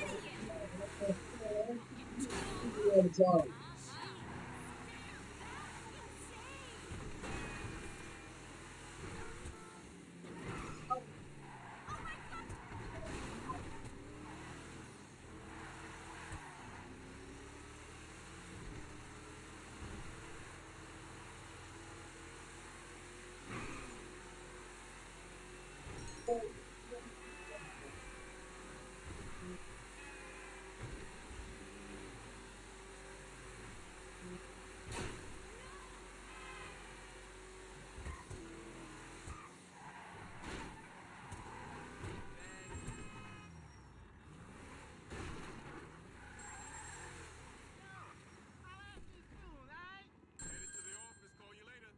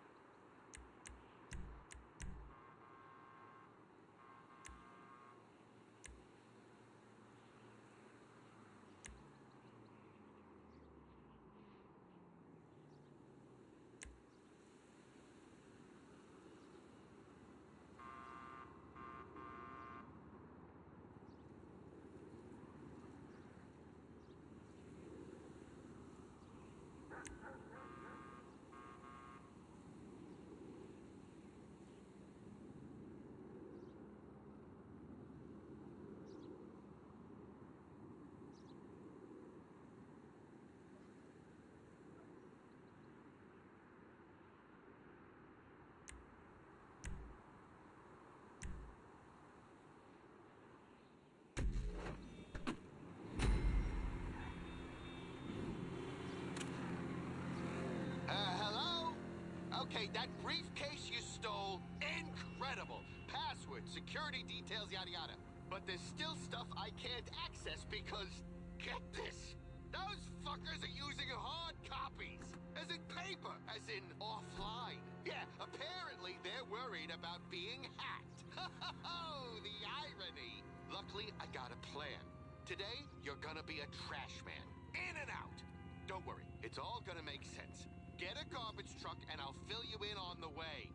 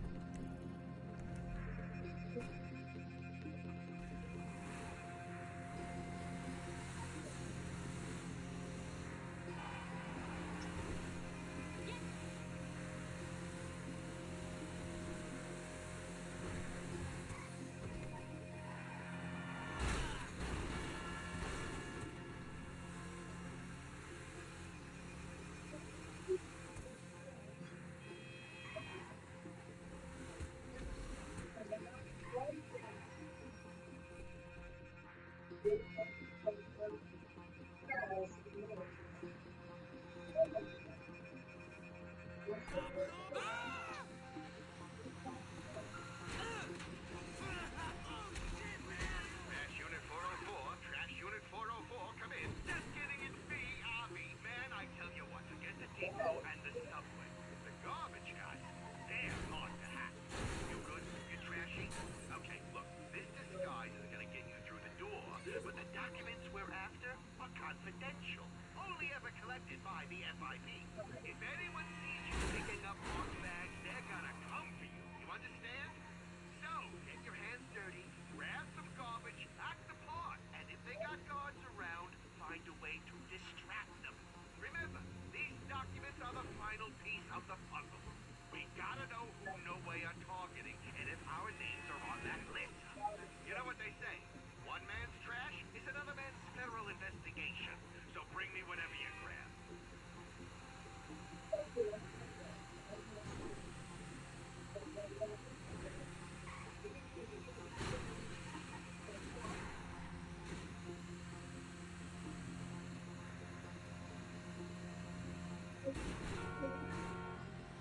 Trash clear here. Come on, it's this way.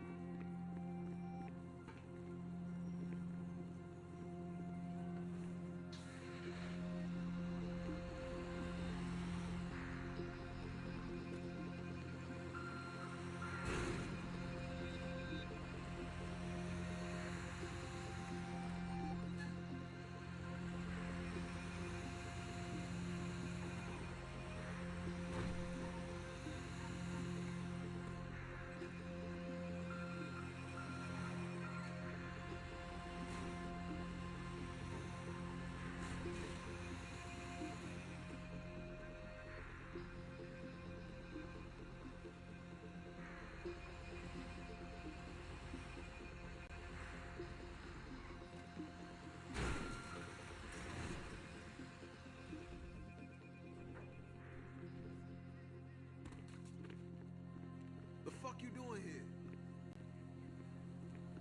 Oh! Hey, get the fuck out! I'm about to drop your ass!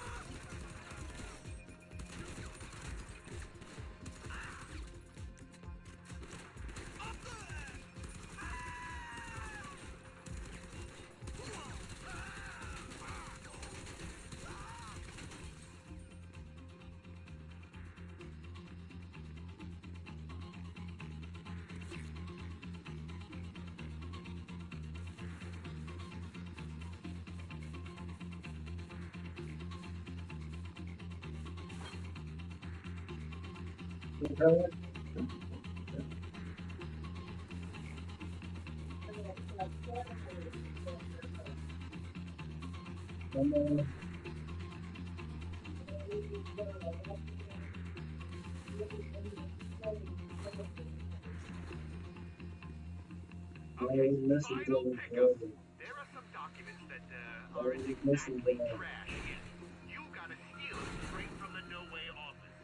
You should have a pass in your uniform to get you part of the way. After that, hack your way in. Just think, what would Avi do? And try not to.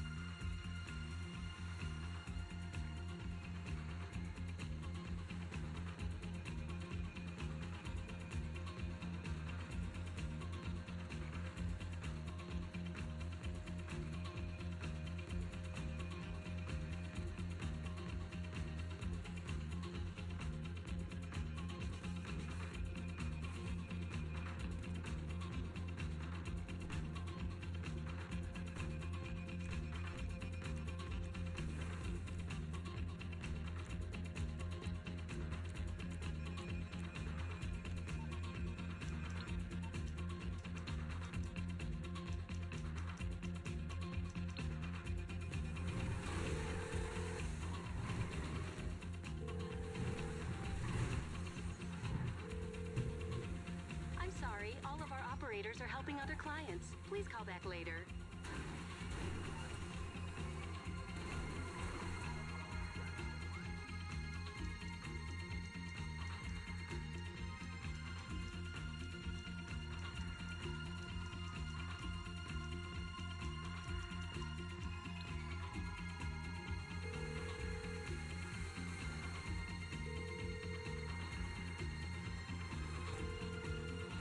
Hey, Daddy, give me a minute. I'm installing the pouch.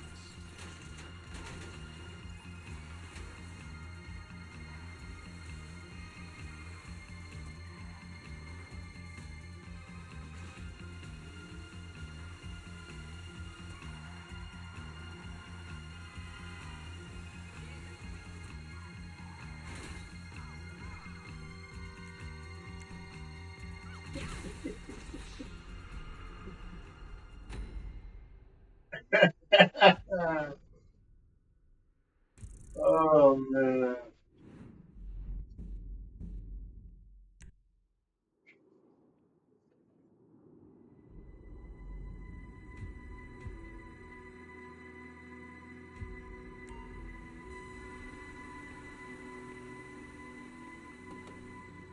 Okay, final pickup. There are some documents that aren't exactly trash yet. You gotta steal them straight from the No Way office. You should have a pass in your uniform to get you part of the way. After that, pack your way in. Just think, what would Army do? And, try not to panic.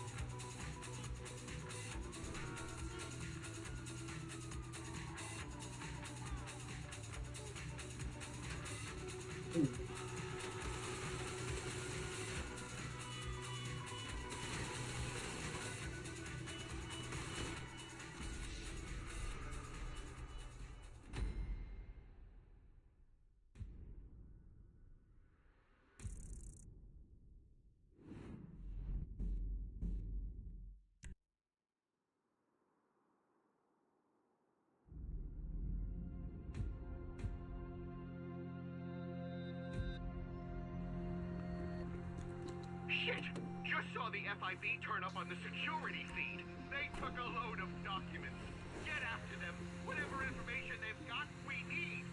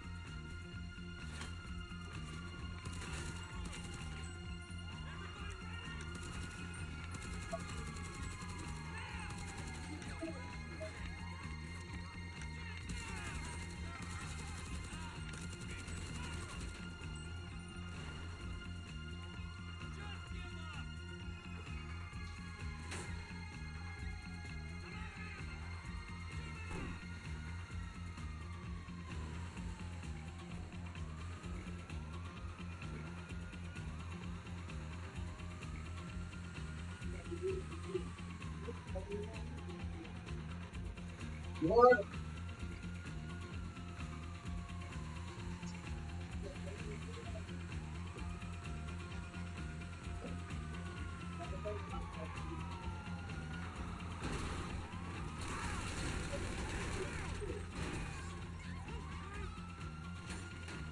Yeah,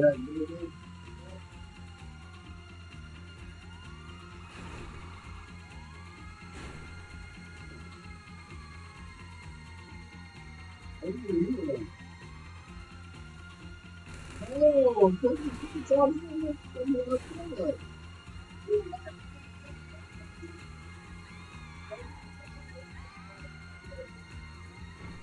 that's Martin Better.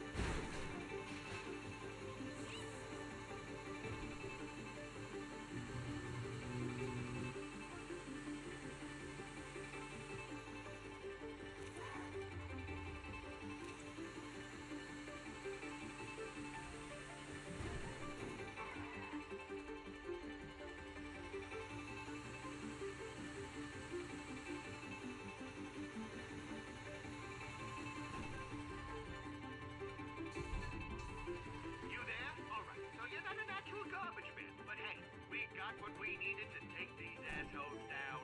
I'll be in touch.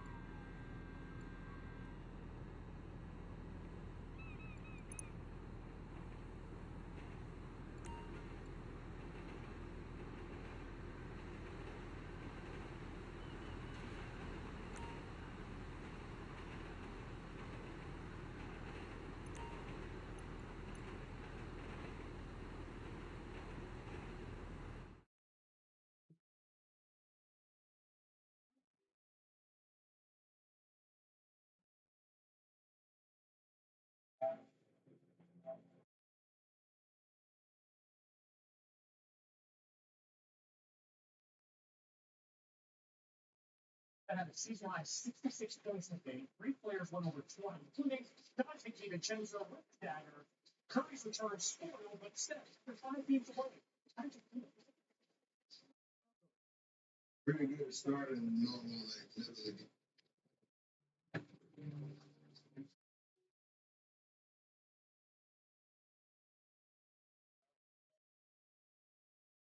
Still not understand. Seems to be worse. Car always stop work fly. If the NFL wants this mistake. 2 games on Netflix, prime time on Prime Video. Saturday matchups, all day Sundays, and Monday night. The NFL's holiday games. I love that the NFL's bringing these families together. Not just together to watch the games together. The passion is unmatched. Because to me, families is everything.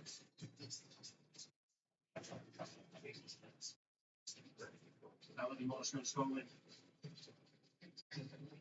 And I think Texas 5. That's what all about you guys playing. Now that they played in my team.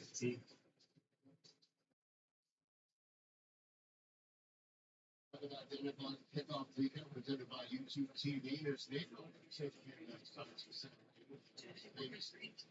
Athletes in all of Brazil here tonight. If you wanted to go by just one name, would be Curtis Warren. If we go to Eugene, we're going to be Eugene. Okay, very good. That's the thing. You can go by Eugene, all right, still be Gibbs Patrick on to Smith Houston. It's incomplete. Fans here in charge of blue thought that was an interception right there by Dante James. See the replay here, intended for Juju Smith-Schuster. That ball. I'll see if the challenge flag is coming from Chargers side of the thing. Yeah. Kind of iffy right there. No flag from Jim. It's Three takes that way. Still look at that. Brings up third. First thing I want to say is the ball between the embrace there. Even though it's hard to see it touch the turf, just look at it with his tags on. I believe I said as it comes up, I was thinking, but maybe the bigger question is, what is that going the throw or the route? Was that on the receiver? Maybe a little bit too deep. Just a little bit outside. Earlier this one, structure. There's a 9 for the second straight possession. Chiefs. Attacks. Nine defense for football. So let's see. When he's getting closer. I think it's episode about Shiny Bonus. So far in the first 3 possessions for the Kansas City Chiefs. Against the exact school runs from the NFL last year. So that also doesn't count as this game. And they're really excited about what play brings and their passes that he showed. Believe that he can bring some of that big play magic back to his offense. But once again, just a little off on the outside. Sends this one away. The touchdown. Taken by Davis. 21-yard line. Let's throw the big step for the first time on our broadcast here around here on YouTube to destroy. Take it away.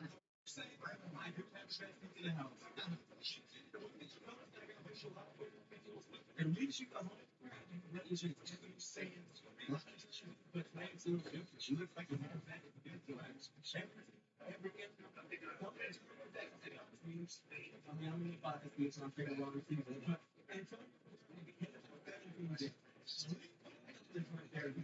and it's registers here. Here comes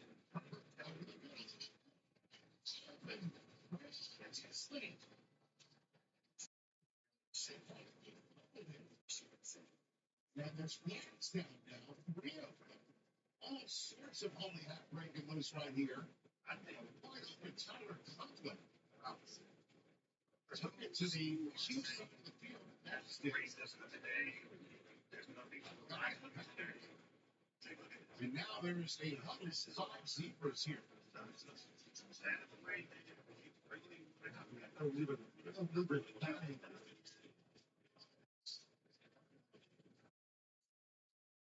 Glad McConkey coming here is distant, finds it dislodged right there by the Chiefs. And here comes Steve. Is this that just it's look like runs? It's back here underneath the linebackers wide on the other side of the field. Although you don't like the penalty, McConkey just thought, hey, I'm not going to take any chances. I'm just going to keep us the football stays within the 3 yards. Snapped it loose, and it's the Chargers back for 9:44, first and 10. We're looking at the game. In from his kid.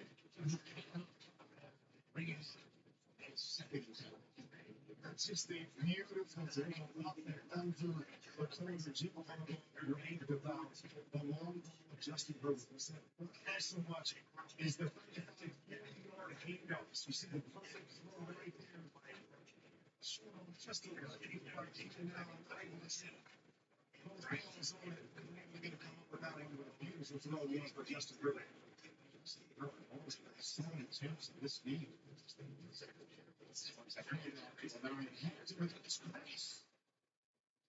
He gains 11 yards, could have been longer. Nice runs by the rookie. One thing that came out was talking to Steve Spagnuolo, the defense coordinator for the Chiefs.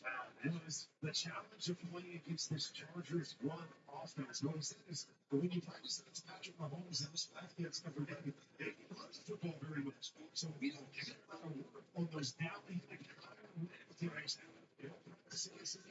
In training camp, so this is the first chance they have. So they stay with power downhill running. So Haskins, making an appearance, like to him. Over the middle from his team. That's another Chargers first down.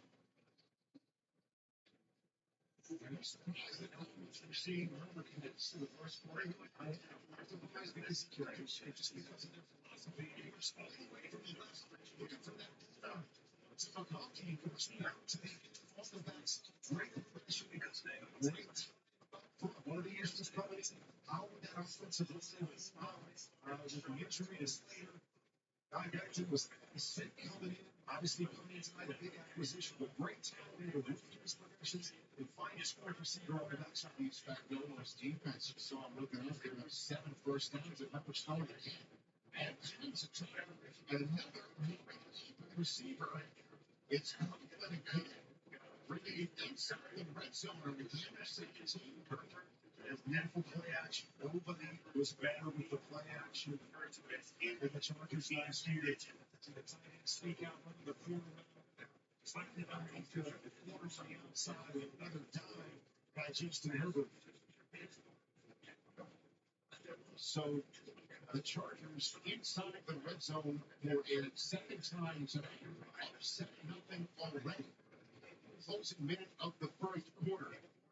And Marion Hampton takes it flat down, brings it inside the 10, and as the two refs saw the same play on the Chargers, Paul Shepard's having a busy first half. Slang Donkey picked up the penalty for batting ball out the floor. Now, there is a penalty there. That's it, as you mentioned. He's been battling a stomach bug all day. He's now here fighting like slips. Just gets up on the jersey, goes to Duffy down there to the ground. Easy call right at the corner of the out. Now back at the 25 for first and 20 as Najee Harris coming into the game, and that is Jamari Sawyer coming in for Becton. Najee Harris's first snap as a Charger. To Herbert's left. Herbert throwing again, stepping out, taking himself another step. This down in the backfield. Still this week. First down on this. Your immigration self. You're not proving yourself. Here's Paul Shepard. Again. Is he in? Sawyer comes in the game. He gets fired. He gets it right away.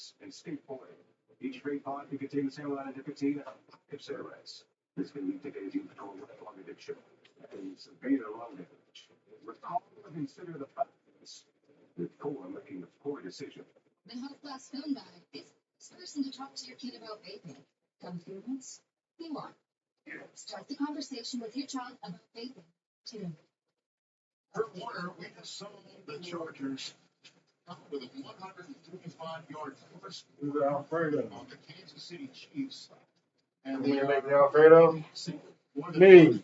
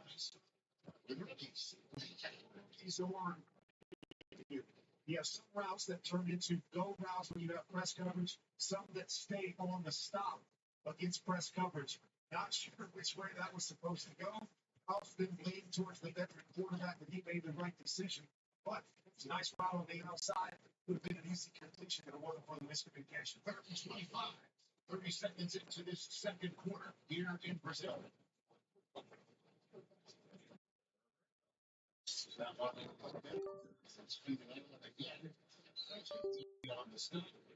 And that should bring out Tinker the Kicker to try and make it a 10-point lead for the Chargers. Talking about how the Chargers can't outrun playing the football instead of running the football. One of the challenges is always the first game of the year. You don't really have an idea of how teams are going to play, what their thoughts are coming into a new season. Of course, if you look back to last year, run a heavy team.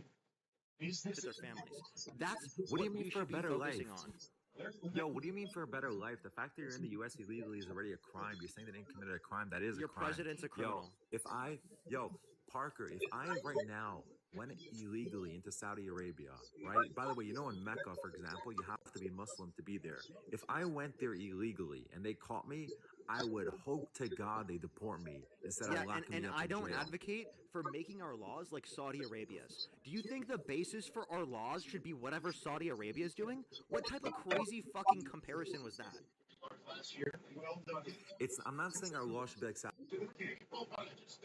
Arabia. My point is, that's what you just argued. You were just trying to say because Saudi Arabia wouldn't let you come into the country under this particular context, that means that we should do the same. Do you want to bring up North Korea as your next example? No, that was one example.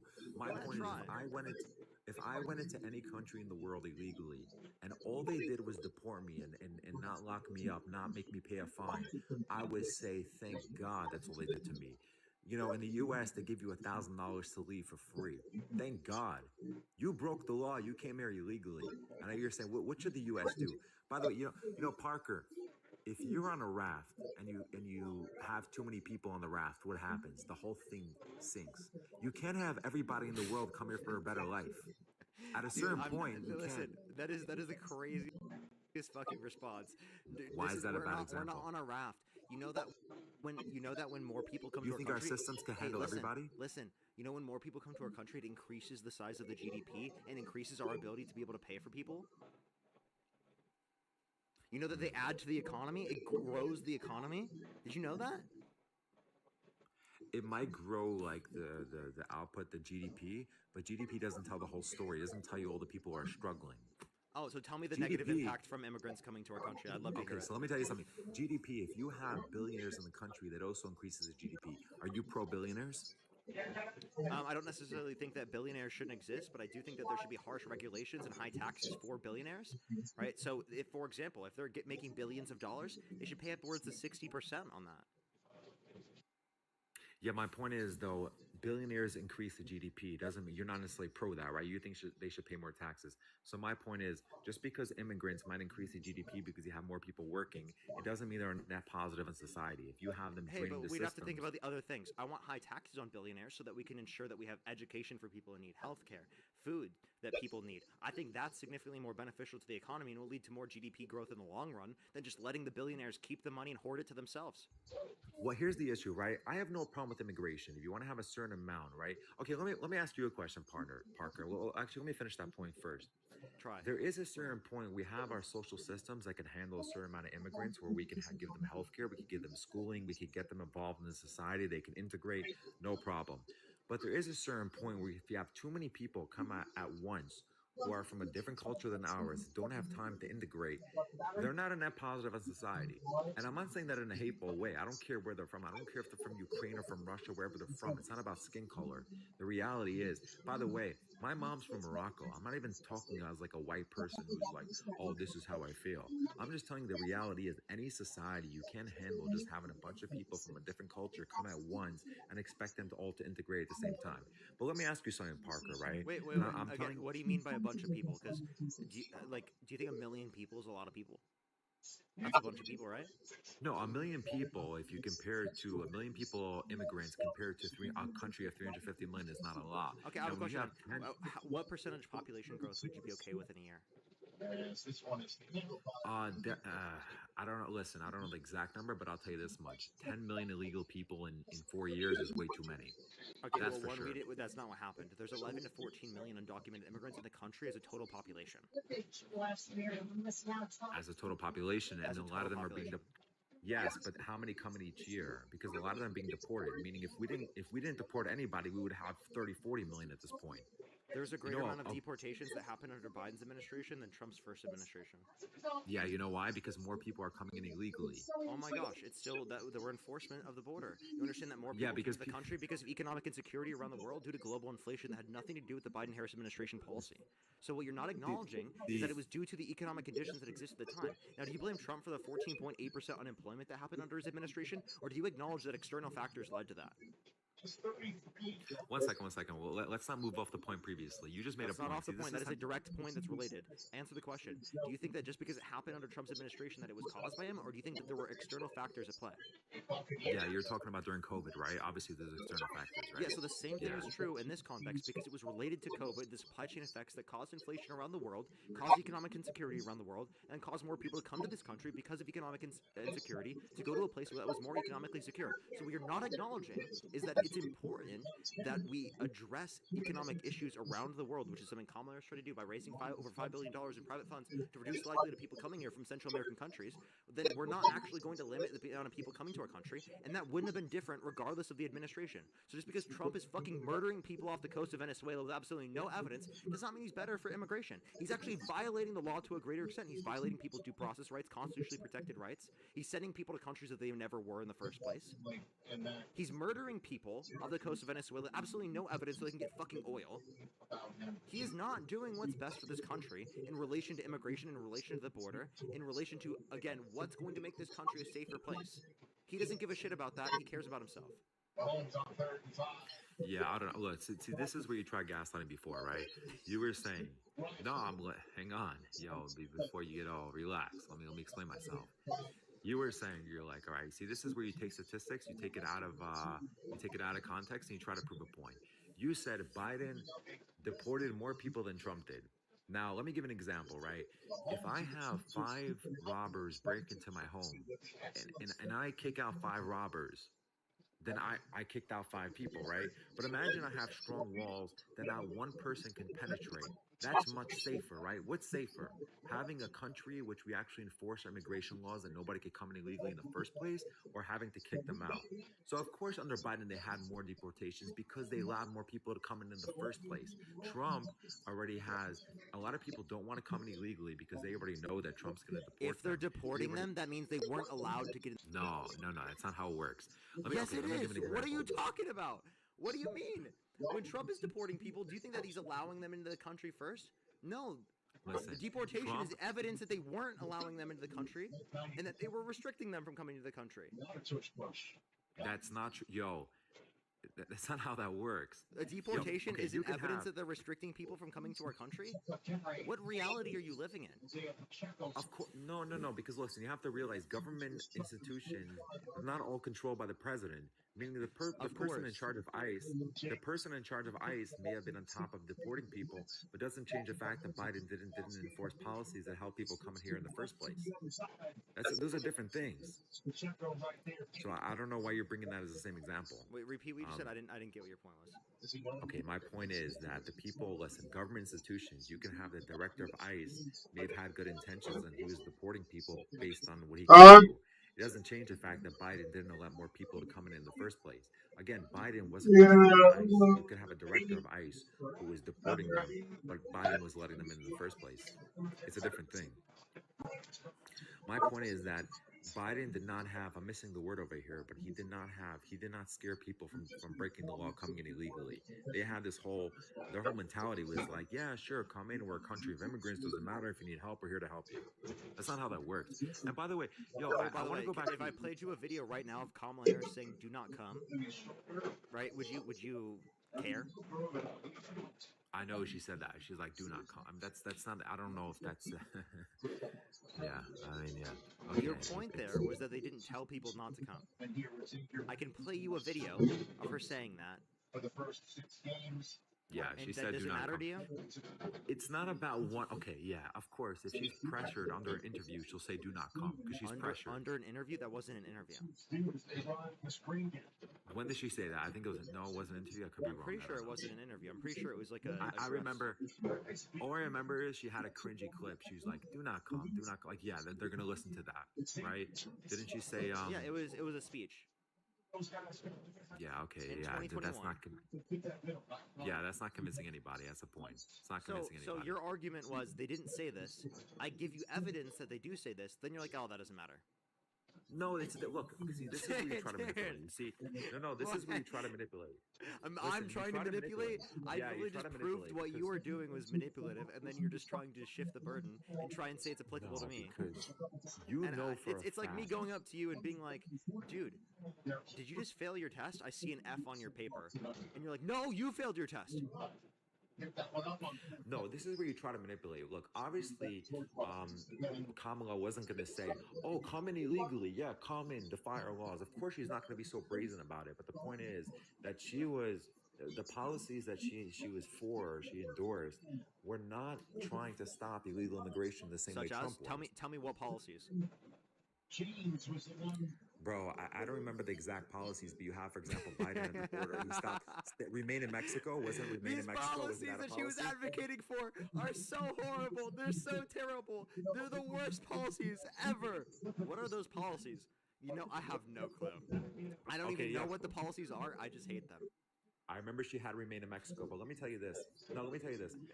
She had remained in Mexico. No, that was Trump's policy, dude. That was Biden's policy. I know, but okay. No, it wasn't. Remain in Mexico is Trump's policy. No, she stopped it. She stopped it, right? That's a good thing. That's a good thing. Yeah, also, that's the asylum process, not the. That's nothing to do with undocumented immigrants. That's the asylum process, genius. Yeah, she stopped it. That's my point. She stopped it. Look, by the way, she didn't do it. Biden did that. So let me ask you a question. Of course, yeah, she's part of the Biden administration. You think she was going to be different? She's more radical than him. Yeah, I mean, I think that was good. I think it was good. You think it's good? Remain in Mexico is horrible. Right. So you think that stops that encourages illegal immigrants to stop coming to the U.S. Right? You think that? Let me ask you something, Parker. Right? Remain in Mexico applies to the asylum process. So I believe people with valid asylum claims should not have to wait in Mexico while their asylum claim is being processed. You do. Well, the thing about asylum is what makes you valid for financial reasons. I mean, how do they vet these people? They're not vetting them properly. Wait, I'm sorry. They have to pass a credible fear interview, and then they also have to go through the context of a court process. Yeah, what makes somebody credible? They need asylum. Yeah, what makes somebody credible? The If court somebody process. says, like anybody. The court process. Okay. Genius. Yeah, I know that, but like anybody who knows how to speak, a little bit, can pass the test. And the point is, like, it depends how you. Okay, so if anyone can just pass the test, you're saying everyone can just go through the asylum process. That's not true, by the way. You have to justify that you're being. You have to justify that you're being persecuted based upon a certain protected class. Yeah, I understand that, but so my point is that a lot of people could pass the test. I know what asylum is. All right. Wait, by the way, if they you know why that was put in place? By the way, that was put in place. Most people don't get verified to the asylum process. I just want to clarify. It's around 40%. I know why that was put in place. Do. And in that context, they should absolutely be able to stay in the country while their asylum claims are being processed. We just need to make the asylum process quicker to incentivize people who do not have valid asylum claims to come to the country in that manner. Yeah, I know where they were put in place. It was put in place because times like during World War II, where Jews were sent back to Germany and their boats were turned around. That's why they have the asylum laws. I understand that. I'm not saying it's a bad thing, but the point is, a lot of people could claim something that they're not. If you claim from you're being persecuted in a certain way, I mean, how can people who you're sitting in front of somebody who's supposed to verify your claim? He might just believe you. They already know what they're supposed to say. That's why they're able to pay money to organizations that know how to coach them. Or it's $5,000 to come in the U.S. and know how to get them through the system. Yo, if you think people can't play the system, you think like every person filing unemployment is legitimate just because they passed the test? Is that your point? But anyway, let me ask you something else. Listen, Parker, your point is that every person that collects unemployment or collects any government assistance, it means they're actually legitimate. They're not just playing the system. Do you believe everybody? No, I think that there's some level of fraud rate. I just think it's low. I think there's some level of fraud rate. It's just low. Okay, so my point is that if you encourage that, like why the was Biden that administration, entailed with my position? I'm confused. Parker, listen. Here's the thing, right? You're not going to gaslight us. We already know. You just gaslit me saying that I held the position and I didn't even hold that position. That was actually a straw man of my position. Okay, we know why you want immigrants. The reason why you want all these illegal immigrants because you know their kids who are going to be U.S. citizens, are going to be minorities who vote Democrat. That's why Democrats want them in the country. Hey, dude. Because they want to win elections. I would be in support of immigration if it was 50-50. Maybe he takes out Oh, Republican and Democrat, yeah, but you already know. It's easy to say when you already know statistically that most of the immigrants vote Democrat.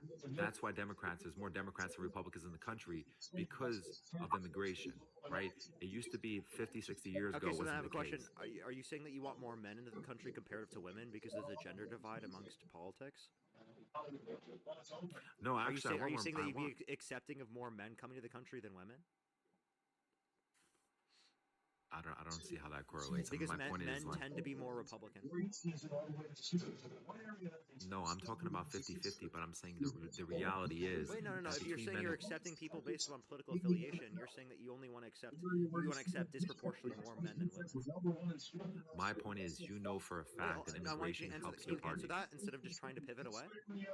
No, I think it should be based on who deserves to come here. It has nothing to do with gender. So it has nothing to do with their political views, right? No, listen, obviously this has nothing to do with their political views. Obviously not. Okay. That's not my point.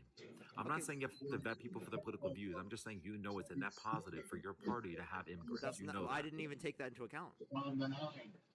I mean, that happens to be the case, but I didn't even take that If into you account. listen, That has nothing to do with the argument. Parker, don't fool me. You know, listen. You could try to gaslight me all you want. You know for a No fact one's if you had a gaslighting million you. people. Stop saying that. It's ridiculous. Okay, fine. You're not gaslighting me. No I'm problem. obviously Let me not. finish my point. Seriously. Don't undervalue the term because it's useful in circumstances for people specifically when referencing individuals that actually are engaging in gaslighting. Right, you clearly are just using it as like a buzzword right now. It's not. I'm clearly not lying. I'm not being deceitful in order to manipulate you to believe something. Right. That's not what I'm doing. I am giving you let me ask you factual this. information, and I'm getting you to critically analyze your perspective. Okay, let me ask you this, right? If you had, say, you had a million people from Russia that you know are more conservative that are going to vote Republican, if they wanted to immigrate to the U.S., you know for a fact, and this is maybe intuition, I don't know how to prove this, your party would not be pro it if they know they were voting Republican. You know that for a fact. The reason why you guys are so pro-immigration, which you used to not be as much, because back then they didn't necessarily benefit you, is because you know it helps your party win elections. And we know that. We're very aware of that. So how about because this? no country... Here's my thing. Principally, I am actually against it, right? If it would change the results of the election, there's just no way to enforce that, right? There's no way to enforce that having a certain political view, right, would mean that you get not allowed into the country or not. Like, how do you identify that? People could just lie. There's really no identification of that. I don't think that's a reliable standard.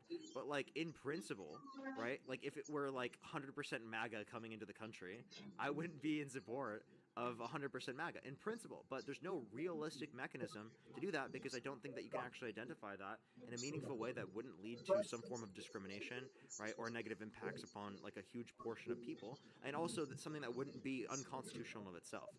So although you could say in principle, right, or at least in like a baseline value, that you don't like agree with people of like a disagreeing political perspective to be more prevalent in terms of your country, that doesn't mean that there is any practical way of actually applying that within the context of the law.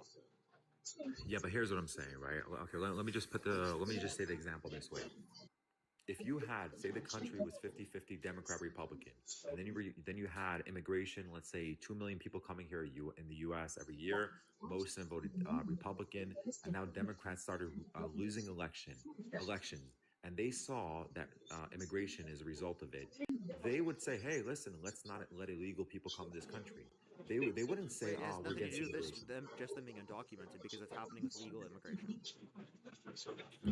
Well, I don't think it's as bad with legal immigration, but I know with illegal immigration, It is. I don't think they're voting as Democrat. Undocumented immigrants cannot vote. But their kids could vote, right? That's the point. So their kids, what, in like 18 years? Bro, when do you think illegal immigration started? You think it started yesterday? We already have people voting nowadays who were during the Bush administration 20, 30 years ago. And if their kids are born in this country, then you're saying that you want to separate the kids who are citizens in this country from their parents? You know, listen, Parker, you could try to make yourself sound like a good guy. The reality is, every time you arrest somebody, Dude, you're I'm sorry, separating you the can't father answer from my the questions parents and you pivot and then you kids. make so that's like an ad hom. It's not pivoting. Look, that's like you're not even actually addressing any of my arguments. You're just trying to dispute what I'm saying based upon like some character attack. It's not a character attack. Let me ask you a very simple question. So you don't want to answer any questions. That's the thing. You're trying to pivot. You don't want to answer questions. You like to ask the questions. You don't want to answer. I asked a question, then you just didn't answer. But go ahead, ask me a question. Okay, let me ask you this: if somebody commits murder or rape, and you lock them in prison, like you said before, that rapists should stay in prison their whole life. Are you separating a father from their family? Yes or no? Yeah, I think it's good in that circumstance to do so. Okay, so we believe Yes, it's good in this you circumstance. separate violent people from people that they could hurt. Yes. So again, in the circumstance where they have not committed a violent crime or bad crime, are not a threat to the safety and security of our community, why do you think that was some own, bro? Like you thought in your head you were owning me there. No, here's the point. I think I actually did. The point is, this is the point. The point is that every time somebody commits a crime and he's arrested, you're separating a person from their family. And you understand that. Not just that, if somebody commits tax fraud and by the way, that's not a violent crime. He committed tax fraud. Now you're separating a father that kids should go every day and not have a father to come home to. But we're okay with that. I think it depends on what you're considering in terms of the level of tax fraud. If someone accidentally commits tax fraud, right? I mean, I don't think that I don't think that we would say that they should be deported based on that. Yeah, nobody accidentally jumps the border, bro. That's not how it works. It's not accidental. I It didn't happens say on that. purpose. Like if, for example, if someone intentionally jaywalks and it's not a threat to anyone's safety or security, do you think they should be held accountable? I mean, you give them a ticket for jaywalking. I mean, I don't really care about that. So you support that? So if your friend jaywalked and it wasn't a threat to anyone's safety or security, would you support them being fined? No, I'm not for finding jaywalking. I think that's government overreach. Dude, did you just say that it's okay to violate the law? Bro, jaywalking. You're saying it doesn't affect anybody. I don't know. Wait, you just said that it was okay to violate. Do you even respect the laws of this country? Dude, 1 second. Jaywalking. If you're saying, I don't know why you're laughing because this is like because no one views laws that way. Okay. You thought you were cooking that way. You thought you were cooking, but I did because no one views laws that way, and I'm proving it. I don't even know what you're talking about, bro. Jaywalking. I don't know what you're talking about jaywalking. Yeah, unless it's a threat to someone's safety, security, right, or something meaningful, there's not going to be a reason to enforce the law in that context. Okay, what is the reason you, in that circumstance, would want to separate from your kid, separate a kid that's a citizen of the country from their parents, right? If, they don't have again, to be they're not a threat to the safety and security of our together. community, they're a great citizen that just wants to come here for a better life and wants to be able to be there for their kid. That's already a citizen. They don't have to be, they don't have to be separated. They can all be deported together. They choose to be deported. Deport citizens? Now he wants to deport U.S. citizens. That's what you just said? Deport U.S. citizens? It's up to them. If they don't want to be separated, they can leave. Do you think it's the kid? The kid can't make that determination yet. So you want to deport U.S. citizens? What do you mean the parents make the choice for the kids? I thought it was just undocumented immigrants. Now you're coming after U.S. citizens? No, the parents make the choice for the kids. Do you think 3-year-olds make their own choices? Which school they go to?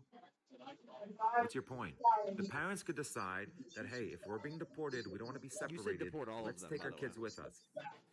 My point is that if the parents want, let's say the parents are from Mexico. By the way, I've been to Mexico many times. It's not that bad of a country in a lot of ways. I don't even believe in American exceptionalism. I think a lot of countries, I've traveled a lot. A lot of countries are beautiful countries. If you're originally from Mexico, instead of going home yourself, you could take your family with you. Go back to Mexico as a family unit if you want to. If you don't want to do that, you want to choose that they stay here, let them stay here. That's fine. But you don't have to say they're not separating families. You who committed the crime separated your family. That's gaslighting to say that, like, oh, they're separating families. They're not separating families. They're deporting a guy that came here illegally. The fact that he chose to have kids in the U.S., he could take his family with him. That's being actually very kind to give him that option. No, also, Parker, let me ask you this. Let me give you a circumstance. Let's say the kid came into the country legally with their mom, and their dad came into the country undocumented. Would you want their dad to be deported? The kid came into the country legally. They didn't engage any. The mom and the kid didn't engage in any action specifically that would mean that they should be deported. So you wouldn't be leaving. Everyone wouldn't be leaving. The mom's gonna have to stay with the kid. Would you say that the dad should be deported in that context? I think if the dad broke the law, came here illegally, he should be deported. He's just trying to be there for his kid. I mean, listen, if she came here legally, I mean, I think you could get a green card, right? There's ways of coming here legally. No, but like for example, let's say that this person was born in the country, and they got into a relationship with someone who's undocumented. Yeah, so there's they a green became card. pregnant. So we have laws for that. You can get a green card. Would you you stay here. Would you want that person to be deported? Where do you have laws for this, right? Listen, I have friends who married foreigners. I'm just Their asking wives you, or their would you want that husbands. person to be deported? Like, think about this You from broke a the person. law, you get Listen, deported. It's listen. that simple. I want you to get out of debate bro mode. I want you to get into normal person mode. Like you're having a conversation with someone that's close to you, right? Like genuinely, like just think about it from this context. Would you want someone in this context that your friend knew, right? Let's say you're friends with this person. You know them, and they are in a relationship with someone who's undocumented. Would you want their partner to be deported? Would you tell them to their face that you think that their partner should be deported because of some arbitrary law that you want to enforce in this context? When they're not a You want threat me to to answer anyone's you? safety and I'm trying. security. I'm trying to answer you honestly. I'm telling you, if somebody is here illegally, I don't care if they're my friend. I don't care who they are. You didn't follow the law. Yes, you should be deported. That's a You would say that reality. directly to their face. Yeah, I don't care. I mean, I'll say it to their face. What's the difference? Look, bro, you could try to make yourself sound like a good person, like, oh, you're a bad No, person. You want your friend's wife to get. no, just think about it. I'm just trying to get you to like level yourself and be like empathetic and just be a genuinely good friend in that context. Like, what would a good friend Oh, say? okay. Would Okay, a so good yeah, friend, oh, would a got good it. friend Parker. tell their friend that their fucking partner should be literally deported? Or would a good friend realize that this person's not a threat to anyone's safety and security and that they shouldn't be deported? Okay, so Parker, this is basically what you're saying. You're saying if I saw my friend commit a crime, I shouldn't report it because he's my friend, right? So let's say my There are friend certain, like for stole. example, jaywalking. Like I brought you up with the scenario with jaywalking. They walk across the street. It's not a threat to anyone's safety and security. They walk across the street, jaywalk. Would you want them to be fined? You said no. I don't care about if jaywalking. I did the It's same a dumb thing to example. you, I don't if care I about used your same jaywalking. argument against you, you're saying that your friend, just because he's your friend, should be able to get away with a crime with violating the law. No, he should get fined because he should have gone to the crosswalk that's like fucking 5 minutes down the street. Listen, buddy, there's a reason. Okay, look, certain laws are in place like jaywalking. It's not because cops really care about somebody jaywalking. They have to have the law in place. It's to protect themselves from like certain, let's say there's an insurance claim. It's to protect No, the let me. safety and security of our community. Yes, right? I understand. Okay, Oh so my let me God. teach you something, Parker. Can I speak for a second? When Go ahead. You interrupt Go a ahead. lot. I'll stop. I'll mute myself. Part of the reason why certain laws are in place. Let me give an example, right? So let's say in Long Island they have streets So which it ridiculous. says I'm muted 2-hour on TikTok. parking maximum. They never give tickets. You could park there for 3 days in a row. I do it all the time. I never get a ticket. The reason why they have a sign that says 2-hour parking maximum is that in case the cops want to give a ticket because if people are being a public nuisance, if somebody's throwing a party, they have the legitimate authority to do it. It's the same thing with jaywalking. Nobody really cares about jaywalking. The reason why they have a law against it is that if somebody gets in an accident jaywalking, his insurance knows that he was to blame. The insurance knows these things. So again, you're bringing like random examples that nobody really cares about. Nobody cares about jaywalking. That's not the point. It's the reason why they have the laws for insurance, that people know that this guy was not allowed to cross there. If you don't have laws against jaywalking, then maybe the car was at fault. The person who was driving the car, maybe not the person. Again, you're taking like these specific examples, no connection. So it's illegal okay immigration. Wait, hold on. Let me just clarify this point. It's okay for you to cherry pick what laws you want to enforce and you think should be enforced, and you're not a bad person for doing that. But if I do it, it's the end of the fucking world. Parker's supporting people violating the law. He's a terrible person.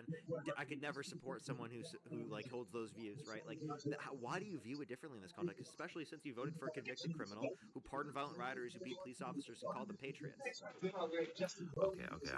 We were talking about a lot of points here. You know, it's interesting. I'm actually happy, Parker. You know, I'm going to give you credit. I'm happy that you care about police officers. As far as I know, Black Lives Matter was burning down places. They were assaulting cops. They were saying pigs in a blanket fry them like pigs in a blanket fry them like bacon. I don't think you guys are so pro cops, but I'm happy to see you're coming around over there. So I'm going to give you credit. Did any Democratic candidate for president pardon people who beat police officers? They don't lock them up in the first place. I'm unfamiliar with the circumstance. Yeah, they don't lock them up. Here's the difference. They don't lock them up. Oh, wait. Jim Harbaugh's got it fired. This 200 yards of offense. Play, that's time of possession. Chiefs lead time possession. Black Lives Matter. So name one policy Democrats supported to not put people who committed violent offenses in prison. One policy? They don't have the laws in the first place. Can I finish my point? So Yo, the you laws have didn't places exist. So Republicans didn't put these laws in place when they were in office. Yo, do you know that in New York City that the reason why most people get off of crimes is because the DA doesn't prosecute, because they changed the laws that if you're committing a felony or whatever it is, Tell me the what cops are DA not. specifically wasn't putting violent felons in prison. Bro, you know, yo, come on, you're not gonna win this one. You do you know how many times you'll see a story in the news where you'll have a guy that already was released 20, 30 times out of prison for violent crimes and was released the next day. Yeah, so give me one circumstance where a Democratic DA did that. Can you even mention? Okay, what's the guy that killed Irina? What's her name? Zaretsky, the white girl on the bus. How many times was he arrested? I'm asking. Name the policy that Democrats support that led to this happening. You have to give me like a causal basis for this. There was no policy. That's the problem. They don't have a policy. They let them get off. I can tell you stuff that Republicans have done that intentionally released violent criminals onto the streets. You want me to tell you? Donald Trump pardoned violent rioters who beat police officers. He called them patriots and released them onto the street. A lot of them reoffended. Watching TV Confidential. Again, here's the thing, right? You're trying to talk about the fact that Trump pardoned them. The reality is, he pardoned them in the context of most of them were in the Capitol. They weren't actually rioting for the most part. For the most part, they weren't. We're talking about violent rioters. Why did he pardon those violent rioters? He pardoned them because that for years they had protests, Black Lives Matter. They were destroying businesses. They were because Democrats did it, and it's bad when Democrats did it. That means that Republicans should do it. You know what? Sometimes you have to play a dirty game. The reality is, can I finish my point? So because Democrats are releasing violent criminals on the street, we should too. Is that your view? Not even releasing them. They don't even arrest them in the first place. They let them commit the crimes without arresting them. They were convicted and they were sentenced. They were in prison and Donald Trump pardoned them. Okay, can I finish my point? You had for years, you had violent offenders during the Black Lives Matter protests. They were burning down, looting. In Minnesota, New York City, all over the place, in Portland, Oregon, all over the place. They were looting the place. You had them not even being arrested. They were getting off with nothing. Democrats supported people who are committing violent offenses being arrested. That's just not true. I thought you were going to let me. Parker, I thought you were going to let me finish. Oh, go ahead. Sorry, man. I just please be genuine. I'm trying to be genuine. The Democrats got so, all of a sudden they're prosecuting everybody. They're going through footage, the FBI, they got the whole, maybe he played dirty. He's like, you know what? You guys played a dirty game. Screw it. I'm going to make it a clean slate. Okay, so if you guys would have been fair. Name one time a Democrat pardoned violent rioters. Again, they don't pardon them because they don't arrest them to begin with. Okay, so again, jobs. When you join stuff like that, you steal like up to $1,000 or $900. It's not even a felony. You get released the next day. That exists in a lot of places. So again, that's a complete misnomer from the point. We're talking about violent offenses, right? I mean, I don't know. I guess theft is not violent. I guess it's not violent necessarily, but it could be violent. I mean, it's for sure provokes a violent reaction. People try to stop it. And if there's a violent aspect of it, then it's a felony. In case of an emergency.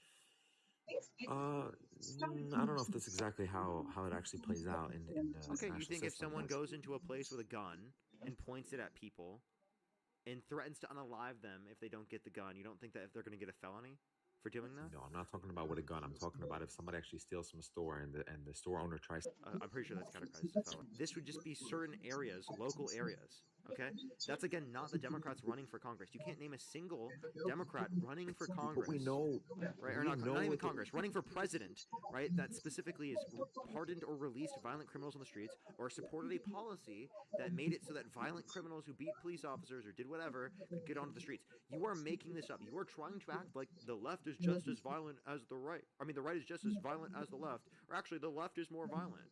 Like, it's ridiculous. More violent, you're right. Oh, okay. So then you are in support of Donald Trump, who called for the execution of some Democrats, who pardoned violent riots.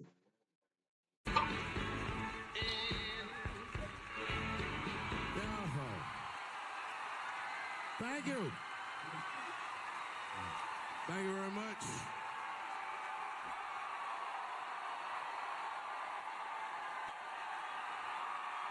Thank you.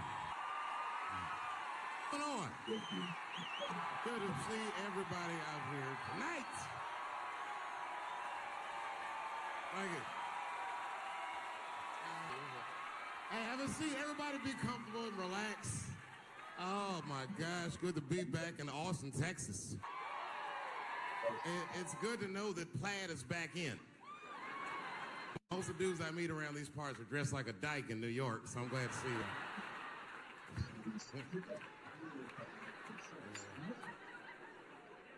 Man, fucking Texas, this place is pretty good. Pretty damn good. You know, I was in Santa Fe the other night, and a motherfucker threw a banana peel at me. Yeah, that didn't feel so good. It was a white person. Not to indict the whites, I'm just saying. Not to profile. And then not only did he throw a banana peel at me, but it was premeditated. You could tell. You could tell the peel was too brown, you know what I mean? It was like, I didn't eat that banana recently, motherfucker. You had that shit waiting on me. And the whole crowd was white, so it just got instantly creepy, and everyone looked like they were looking at 12 Years a Slave or something. They were always like,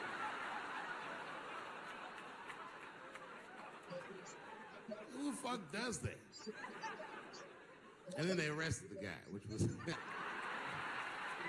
I said, we're gonna fuck you in the butt in the holding cell. You know that, right? Can't just be throwing banana peels at Dave Chappelle. They're not gonna let you get away with this.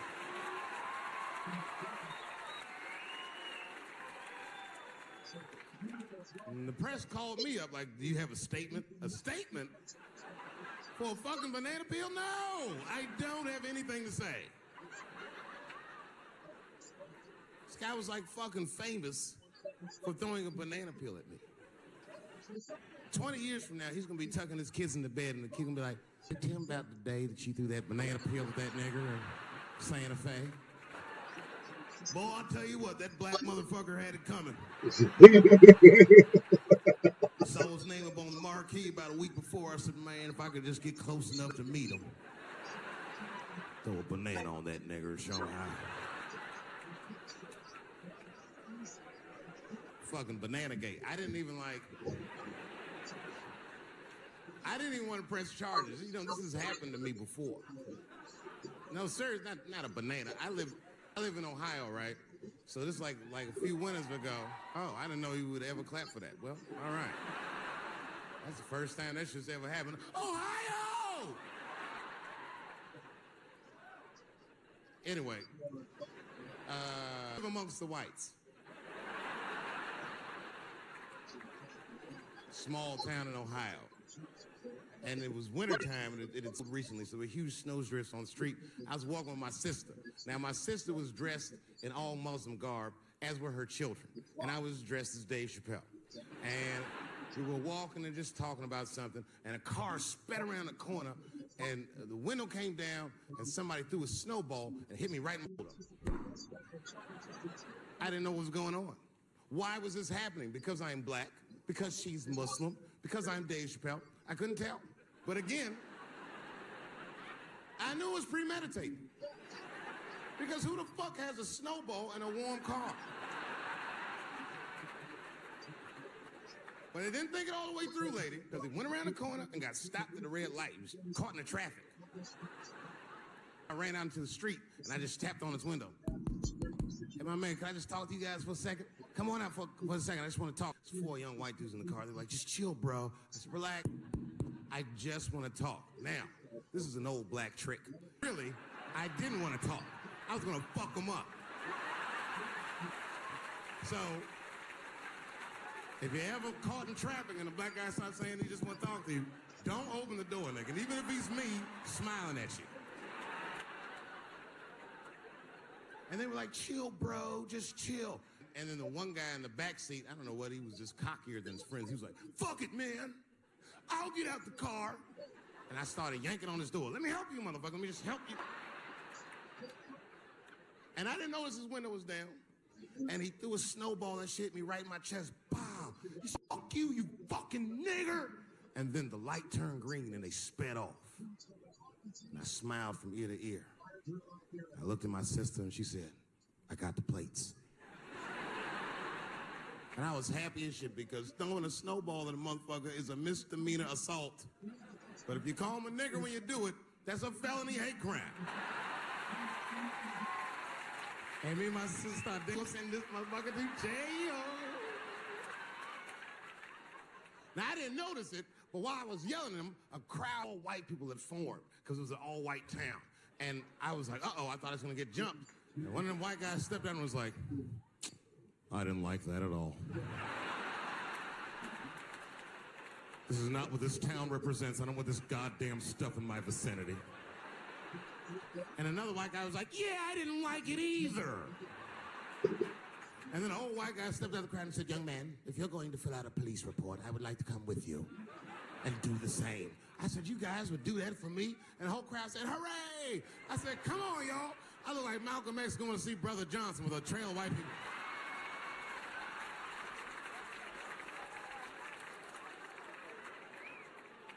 Unreal. I was always sitting in the police station, and the police came in, they're like, well, Mr. Chappelle, 16 identical police reports. We ran the tags, 2 young men that had their mother's car. We have all 4 suspects in holding. Their mother is here. It's up to you. Whatever you want to do. If you want to press charges, we'll move forward. Mr. Chappelle, are you okay? Huh? Sorry about that, officer. I'm a little flustered. I've never been in a position where I could hide the fate of white children before, but it's weighing heavy on me, sir. And I really can't decide. And I saw a lady pacing back and forth in the hallway, and I said, is that? He goes, yes, that's their mother. Well, can I speak to her before I make a decision? And when the mom came in, oh, it was me. She busted out crying. Oh, God, oh, no, I don't want him to go to jail. I am so sorry. I didn't raise him to do this. We love your comedy. We love you at the house. I said, miss, please, just, all right, look, I don't necessarily want your son to go to jail either. But what he did was pretty fucked up. So, is something we can do short of jail just to let him know that he's wrong? She goes, oh, I don't know. What did you have in mind? Miss, I've never been in this position before. Oh, you know what we could do? I don't know if it's masking too much, but maybe if you could just suck my dick a little bit. Just a little bit. I'm not going to finish. I just want you to do it enough so that I can tell him you did it. I'm kidding. I'm kidding. I wouldn't do that to anybody's mother. Maybe my kid's mom, but that's it. Ebola was in Texas. Ebola made a visit. That man in Dallas. 5 days, that man melted to death. What happened to the brother in Dallas? Where was the secret serum, is what we all said. I remember in the beginning of Ebola, there were 2 American doctors that got sick in Africa. They flew them in a private jet straight to Atlanta to the CDC. I didn't even know CDC saw patients. There it was said they administered what the New York Times called a secret serum. I don't know what's in it. It's just like Colonel Sanders' recipe. But both of these motherfuckers survived. These doctors, thank God, are healthy. They are out there somewhere tonight at Whole Foods, touching vegetables, walking around. Everything's okay. Hey, how are you? Oh, you didn't hear? I had Ebola last week, but I'm doing all right now. I was bleeding out of my eyes and anus, so I got concerned, but I'm okay. What happened to the brother in Dallas? They just rubbed some Vicks on that nigga's chest. Good luck, little buddy.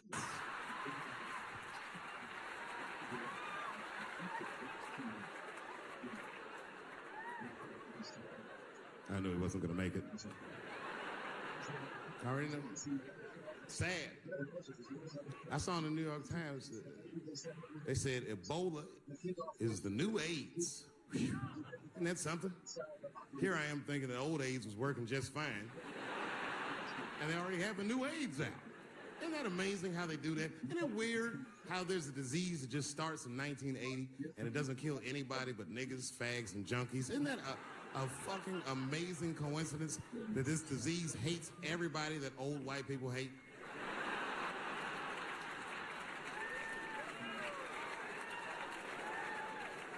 I I think either God is white or the government hid that shit in disco balls. Only fun people get AIDS. Last month on the front of the New York Times, the measles was a headline. I had to check the date of the paper. I was like, measles? What is this, 1850? What the fuck is this? Why is measles in the news? Turns out they were trying to decide if mandatory vaccinations for children is the way we all want to go. Any thoughts? You say yes? I'm sorry, ladies and gentlemen. I don't know. I don't know about this one. First of all, black people generally don't trust doctors. You know, after the Tuskegee experiments and all that shit. More importantly, don't forget Michael Jackson was killed by a doctor. Granted, he was doing drugs, but if I was a heroin addict and I had a licensed physician injecting heroin in me, I should survive that. I'd just be looking like, oh, I'm good, right? I'm good? Not too much, is it? Dr. Butterfingers killed Michael Jackson. After that, I was like, fuck going to the doctor. The fuck am I getting my kids vaccinated for an old-ass disease like measles? You might as well give them a diarrhea shot if you're so worried. Diarrhea has a bigger body count than the measles do. You know, diarrhea is funny today, but 100 years ago, if your ass had diarrhea, you were a goner. There was like a 0 chance of survival. You get that first squirt, uh-oh. Better start getting my affairs in order. I don't have much time. It's diarrhea. It's very serious. You just watch your buddy slowly die in a pool of his own shit. Oh, I give up diarrhea. Too strong. Nowadays, your buddy just be like, oh, we got just eat a banana, nigga, drink some water, let's get to the club. Still make last call. Tough time for the blacks.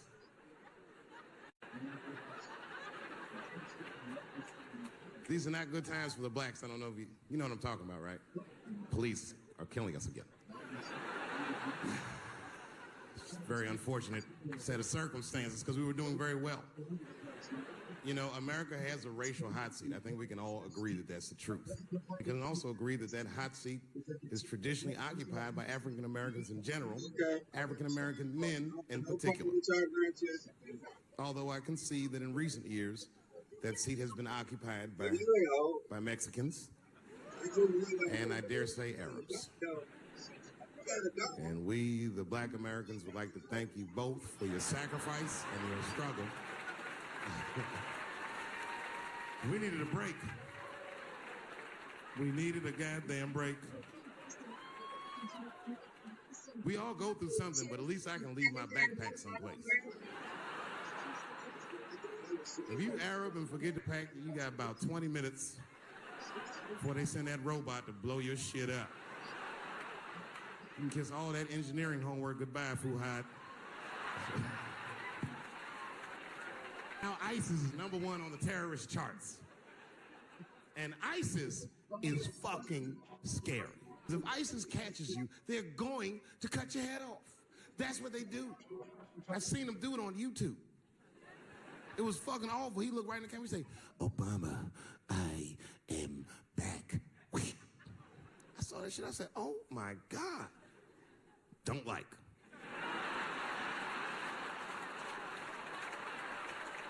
How is this guy cutting people's heads off on YouTube? I can't even post a dick pic, and this motherfucker is decapitating people. I'm gonna have to change my settings.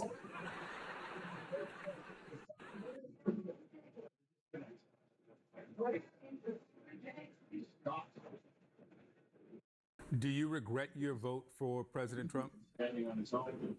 No, I don't regret my vote that I voted for Trump because where I see politics, I see politics through conservative prism. You what? Okay. So you wanna sign up for the non-Trump, non-Republican conservatives? Is that what I got? You want to do the non-Republican, non-Trump conservatives?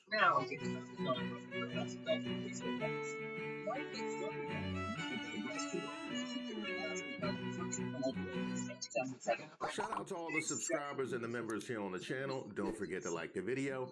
My name is Reese Waters, and this is Street Politics.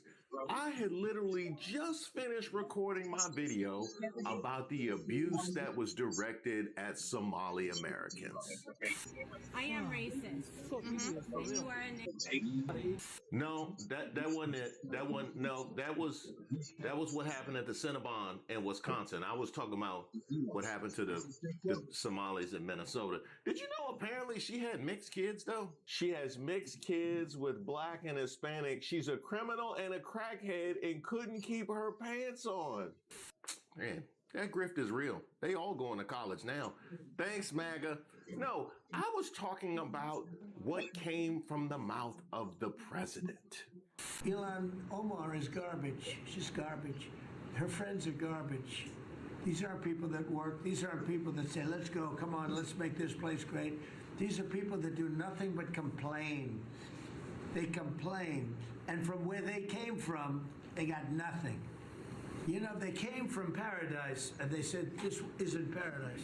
But when they come from hell, and they complain, and do nothing but bitch, we don't want them in our country. Let them go back to where they came from and fix it. But wait, there's more. We had a meeting, and I say, why is it we only take people from shithole countries, right? Why can't we have some people from Norway, Sweden, just a few? Let us have a few. From Denmark, do you mind sending us a few people? Send us some nice people, do you mind? But we always take people from Somalia, places that are a disaster, right? Filthy, dirty, disgusting, ridden with crime. The only thing they're good at is going after ships. And in that video, we actually heard from a few Trump supporters in the community. What'd he say? We getting killed out here? I've been a Republican for over 25 years. I'm not going to stop being a Republican. But what I do know is for a fact is we're getting killed out here because people are saying, we told you so. Well, I tried to help you out. I tried to help you out. I even gave you some advice from one of your own. Donald Trump, what he said has to be the biggest eye-opener for all of the Somali expats living in the West. Put things in perspective. I'm a Somali, British-born Somali. Grew up in the UK, London to be precise, and I moved to Hargeisa about a year and a half ago. And it was the best decision I've ever made. Because I've been living here, I'm stress-free, I go about my day, no one says anything to me, this is my country, right? At the end of the day, this is my country. And this is the thing about us immigrants, we get caught up in building other people's countries. If I was an American, I would be straight away thinking about how to get back to Somalia, Somaliland, wherever you come from. Why? Because how you contribute into a country that sees you that badly. And by the way, Donald Trump is the only one who's actually vocal about it. There's others that think the same thing. That's why I say the least that you can do is build up your own country. And I'm not saying go into politics. You're contributing to your country just by living there. I would just advise my Somali American brothers and sisters, especially those living in Minnesota. Invest in your own land. Invest in your own country. Don't waste your efforts on pleasing another man and another country. But apparently that hadn't hit like I thought that it would. And so here y'all go again, trying to give an explanation for the current state of the Somali GOP. First of all, people from Somalia are not garbage. That's not a biased statement. That's not partisan. That's not anti-Trump statement. It's not a political statement. It is simple, factual, a human statement. But let's sit with this for just a moment. That word, garbage, and think about what it means. Garbage is something you don't want around. Garbage is something disposable. Garbage is something you throw away, you discard. Garbage is worthless. Garbage is how the President of the United States characterizes Somali people. All Somalis. Presumably, that includes Somali Americans. It's the evolution of the Southern heart that we see on display. And we Southerners get so little credit for the progress we've made. The whole notion of judging a person on the content of their character, not the color of their skin, has happened. Well, now this. A new ICE operation launched this week is targeting undocumented Somali immigrants in Minneapolis and St. Paul, Minnesota. The Twin Cities are home to the nation's largest population of people from the East African country. The president's rhetoric and actions are being called xenophobic, racist. It's also a complete contrast from how the president felt about Somalis when he needed their votes. Minnesota is home to a large Somali population, which has historically voted Democrat. But we're hearing more and more. There are many reports about them supporting your candidacy this time around. But why should they? Because they want safety, they want security. In many ways, they have the worst crime numbers in terms of crimes against, and they want to be safe. They want security just like everybody else. And I've heard that. I've heard I'm doing very well in that community, and in the black community also. I mean, generally, it's an honor. Well, my next guest is a Somali American, specifically one of those Somali American Republicans. You see there on the right side of the screen, who gave their support to the president. He was at this July 2024 rally in St. Cloud, Minnesota. When you showed up and looked around, you didn't think that was weird? You didn't think that was weird that nobody else showed up? What's that? That wasn't even where you were sitting? Oh, they placed you right behind there. So I bet they did. I bet they did. It's always one. Congratulations. You can see him at this event with Minnesota Somali leaders giving their endorsement in November of last year, right before the election. Salman Fiki is with us now. He's a business owner and a former GOP candidate for the Minnesota State House. Salman, thank you for being with me. Quote, "We're going to go the wrong way if we keep taking in garbage." The president was talking about Somali immigrants. You are Somali American. What's your reaction to what you heard from the president this week? Well, it was very dehumanizing and is very unpresidential coming from the commander-in-chief of the United States to dehumanize and to dehumanize a whole entire community by calling them garbage. And this is not acceptable by any means. No, that is not acceptable by any means. Was it acceptable when they had the MSG festivities and Puerto Rico was called garbage? Was that acceptable? You're talking about denigrating entire communities. Was it acceptable when they denigrated the Haitians? Was that acceptable? Because I'm well versed in these "but not me" streets. I'm great. We've done a ton of this content, generally about the Latinos for Trump, but the amazing confluence of "but not me" and completely missing the anti-blackness is just astounding. You posted on social media, "I, Salman Fiki, am formally announcing that I'm ending all collaboration with the Republican Party."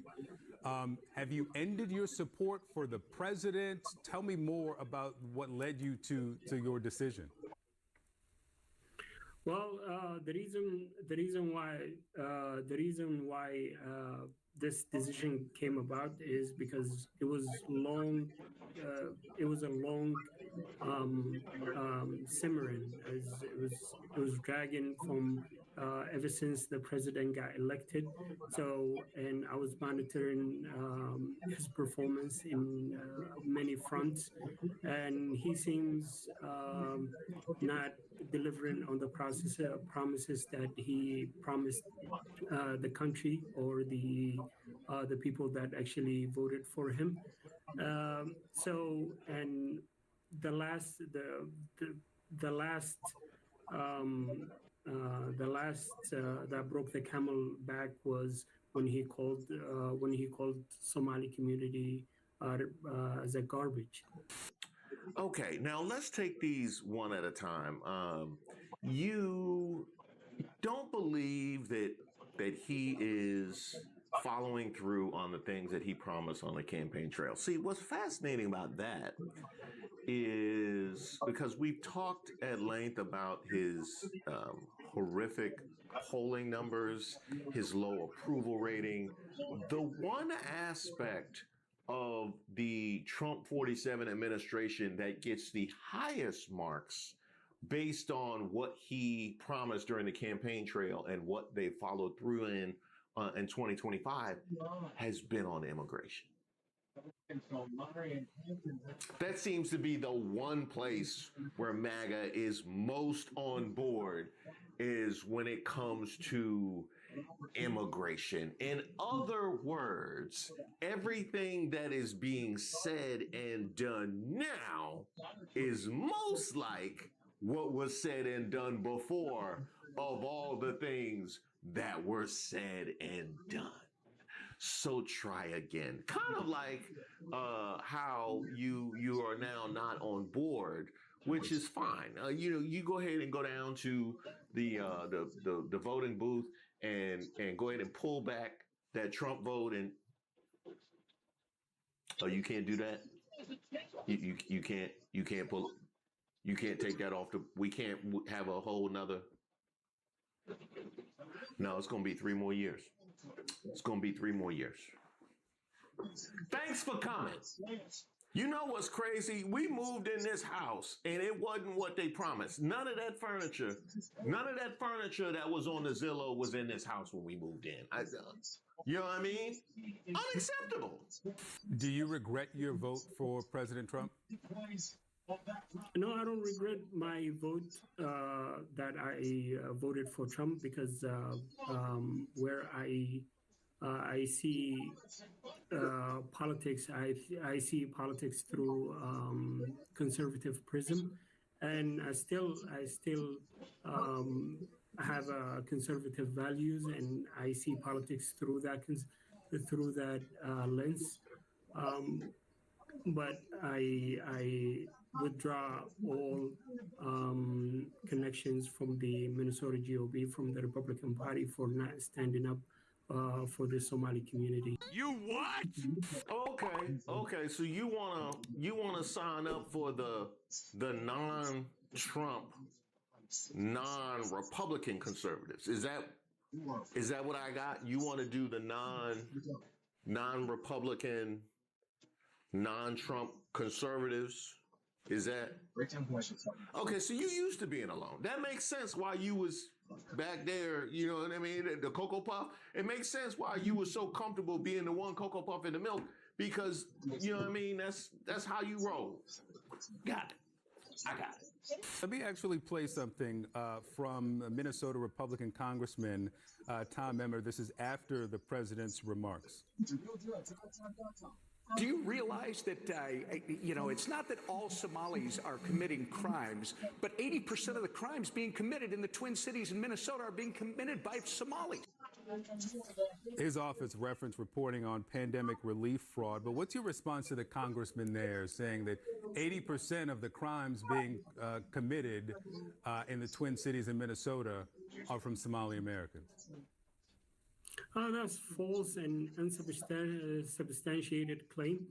Somalis in the Twin Cities are 80,000 to 100,000 people live in the Twin Cities. So, and the Twin Cities combined are 2 million people roughly. So, the 100,000 people cannot commit 80% of the crimes in the Twin Cities. So, that's a false statement, and yeah, and he's known for uh, um, accusing Somali community for some false accusations, such as claiming that Somalis send in money to Al Shabaab and things like that. That is very false statements. Okay, well, I definitely want to thank you for that background. That is helpful. And while you're there, I actually know there's another guy that is popular for just throwing out completely nonsensical statistics in order to push a narrative. Who is that? You voted for him for president. You voted for him for president. It's funny that you know the truth of that one.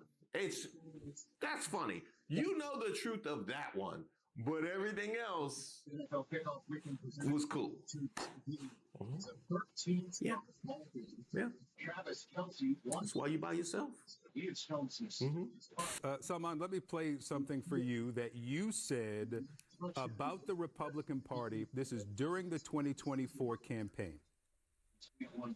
Okay. People would accuse the Republican Party as or paint the Republican Party as a kind of a really racist or something, but is contrary to that claim, and is very welcoming to paint the picture that a Republican Party is a racist state is absolutely untrue and far, far from the truth.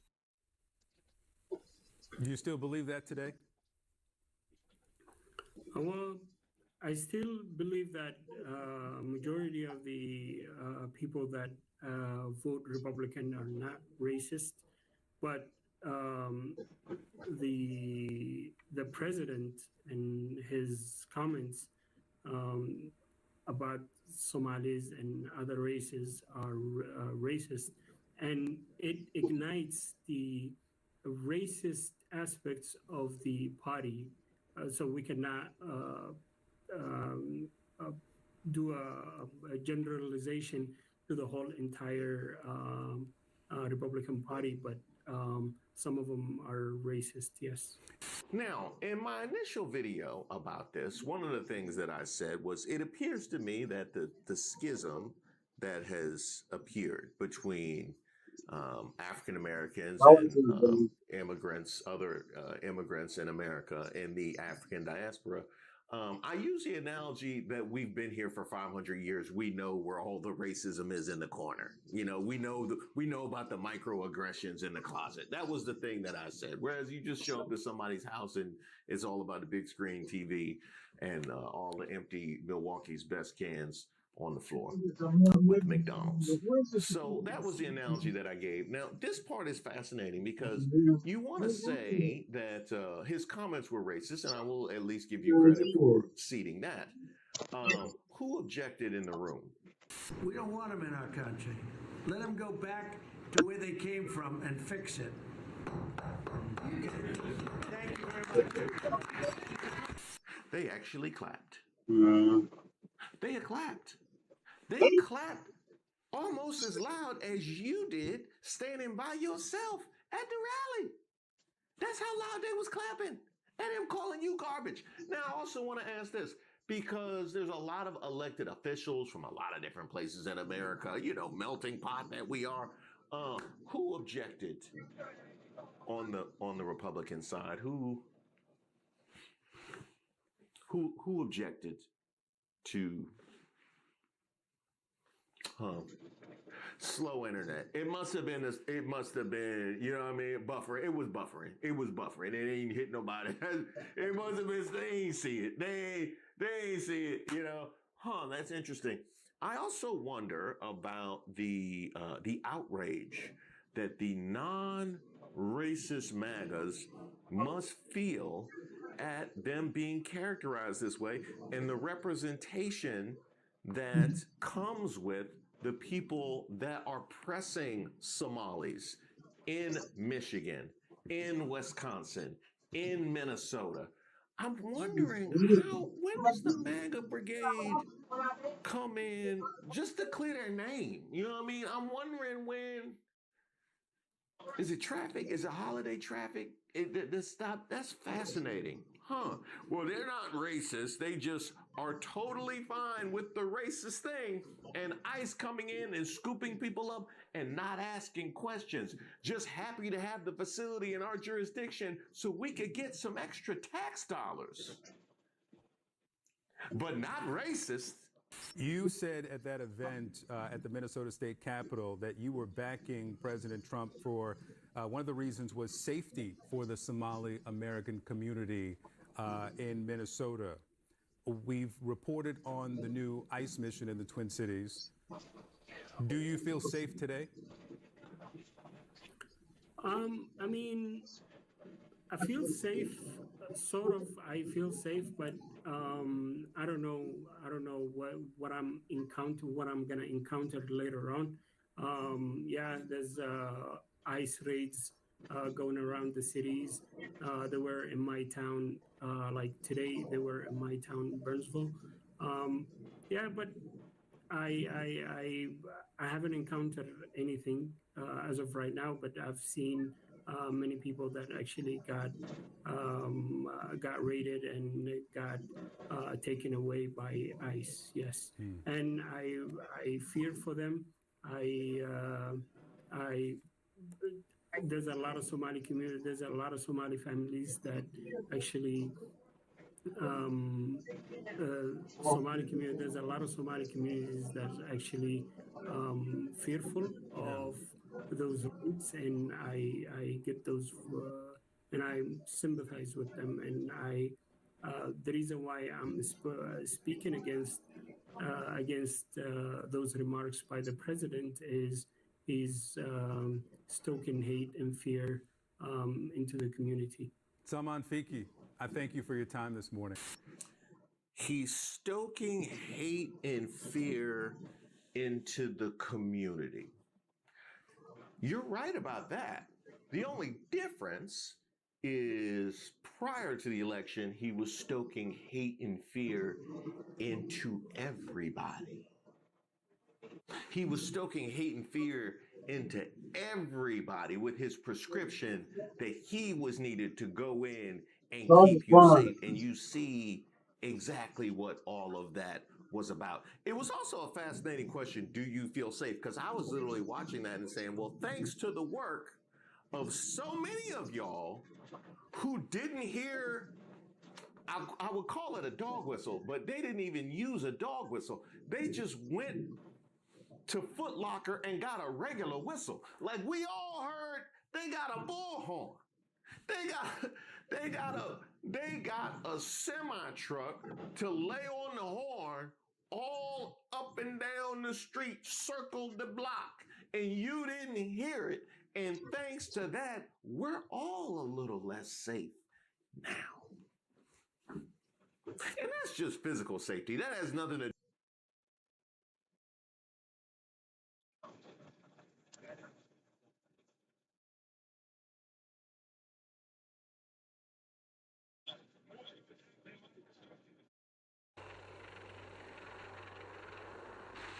Move to attack the marked objective.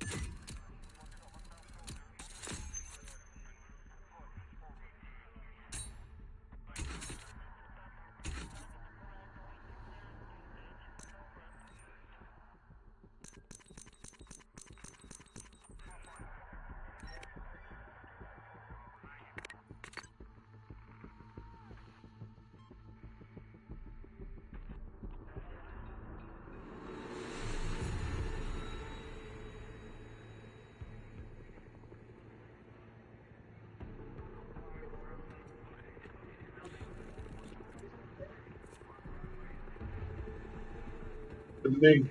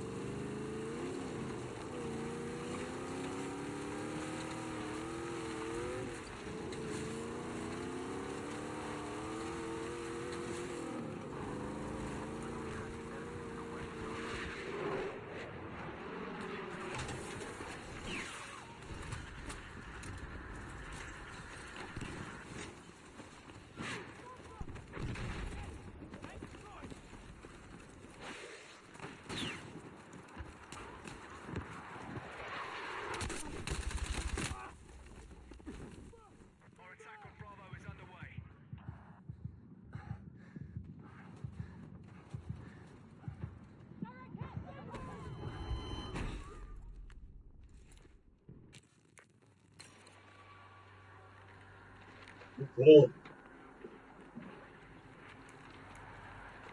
Our forces have neutralized Bravo.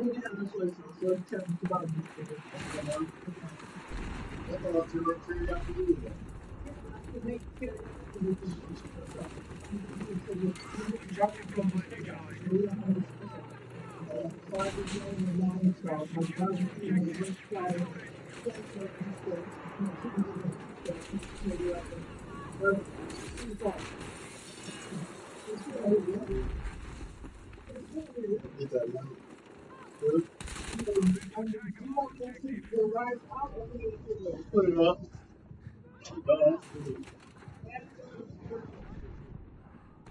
Yeah, I can put it on. I can put it up. Yeah. Yeah, we just small. Let me go ahead and get a little small bite and go ahead and put it on.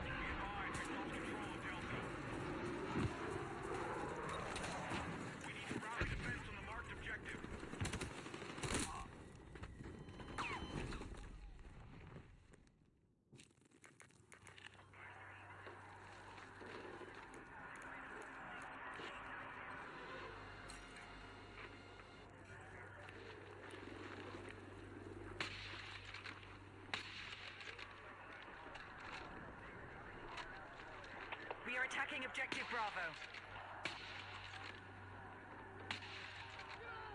The enemy is still winning the fight. Hit back and take control.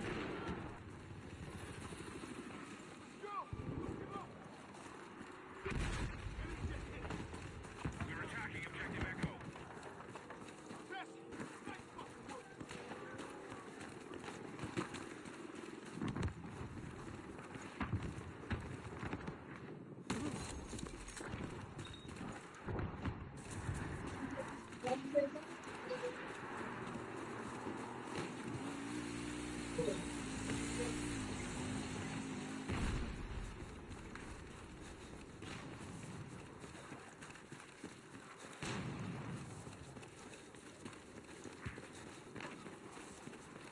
Objective Echo neutralized.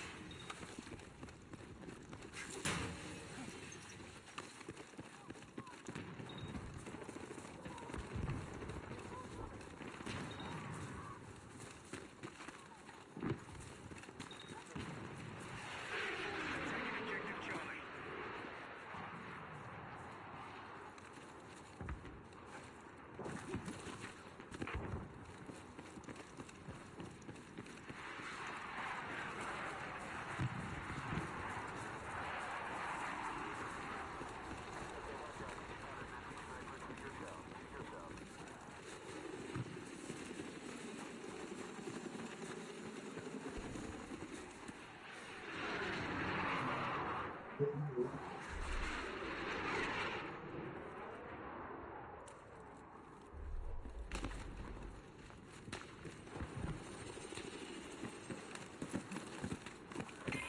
forces have maintained control of the fight.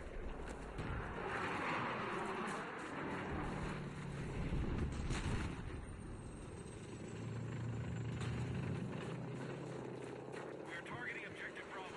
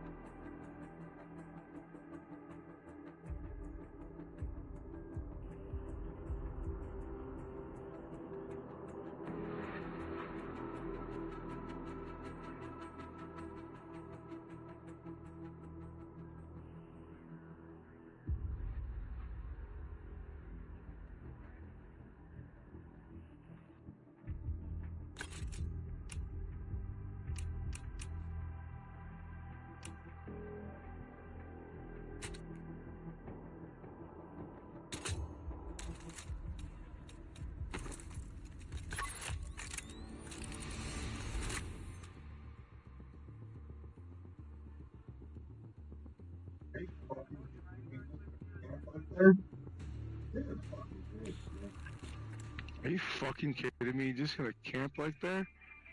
You're a fucking bitch, dude. Wow. Like, where'd I get shot from? Dude, right in front of me. Laying down. Garbage.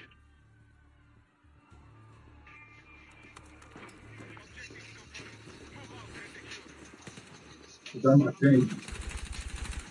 It's behind the ventilator. Just sitting here. It's on my thing. At me, basically. Behind the barrel right Like here. switching from left to right. Just sitting here aiming at me, basically. Now he's Turn around, dude. switching Turn from around. left to right. Turn fucking around. Turn around, dude. Turn around. Turn a fucking round.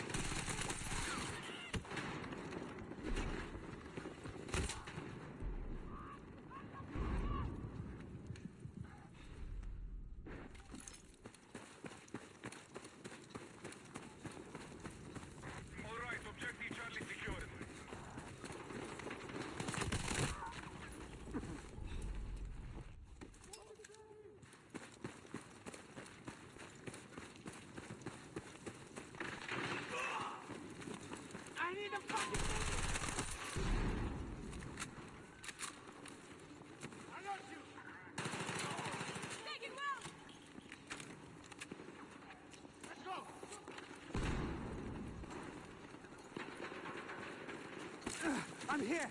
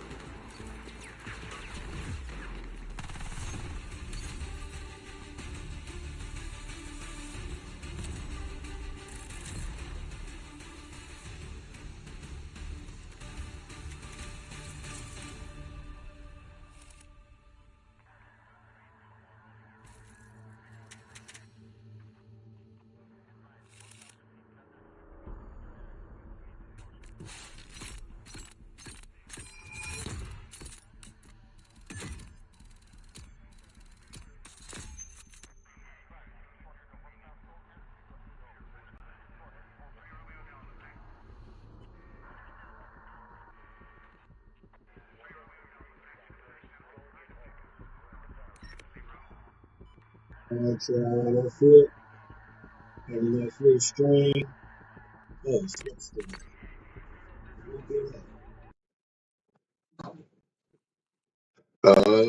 Excuse me. Tune in next time. We're going to be doing a lot more.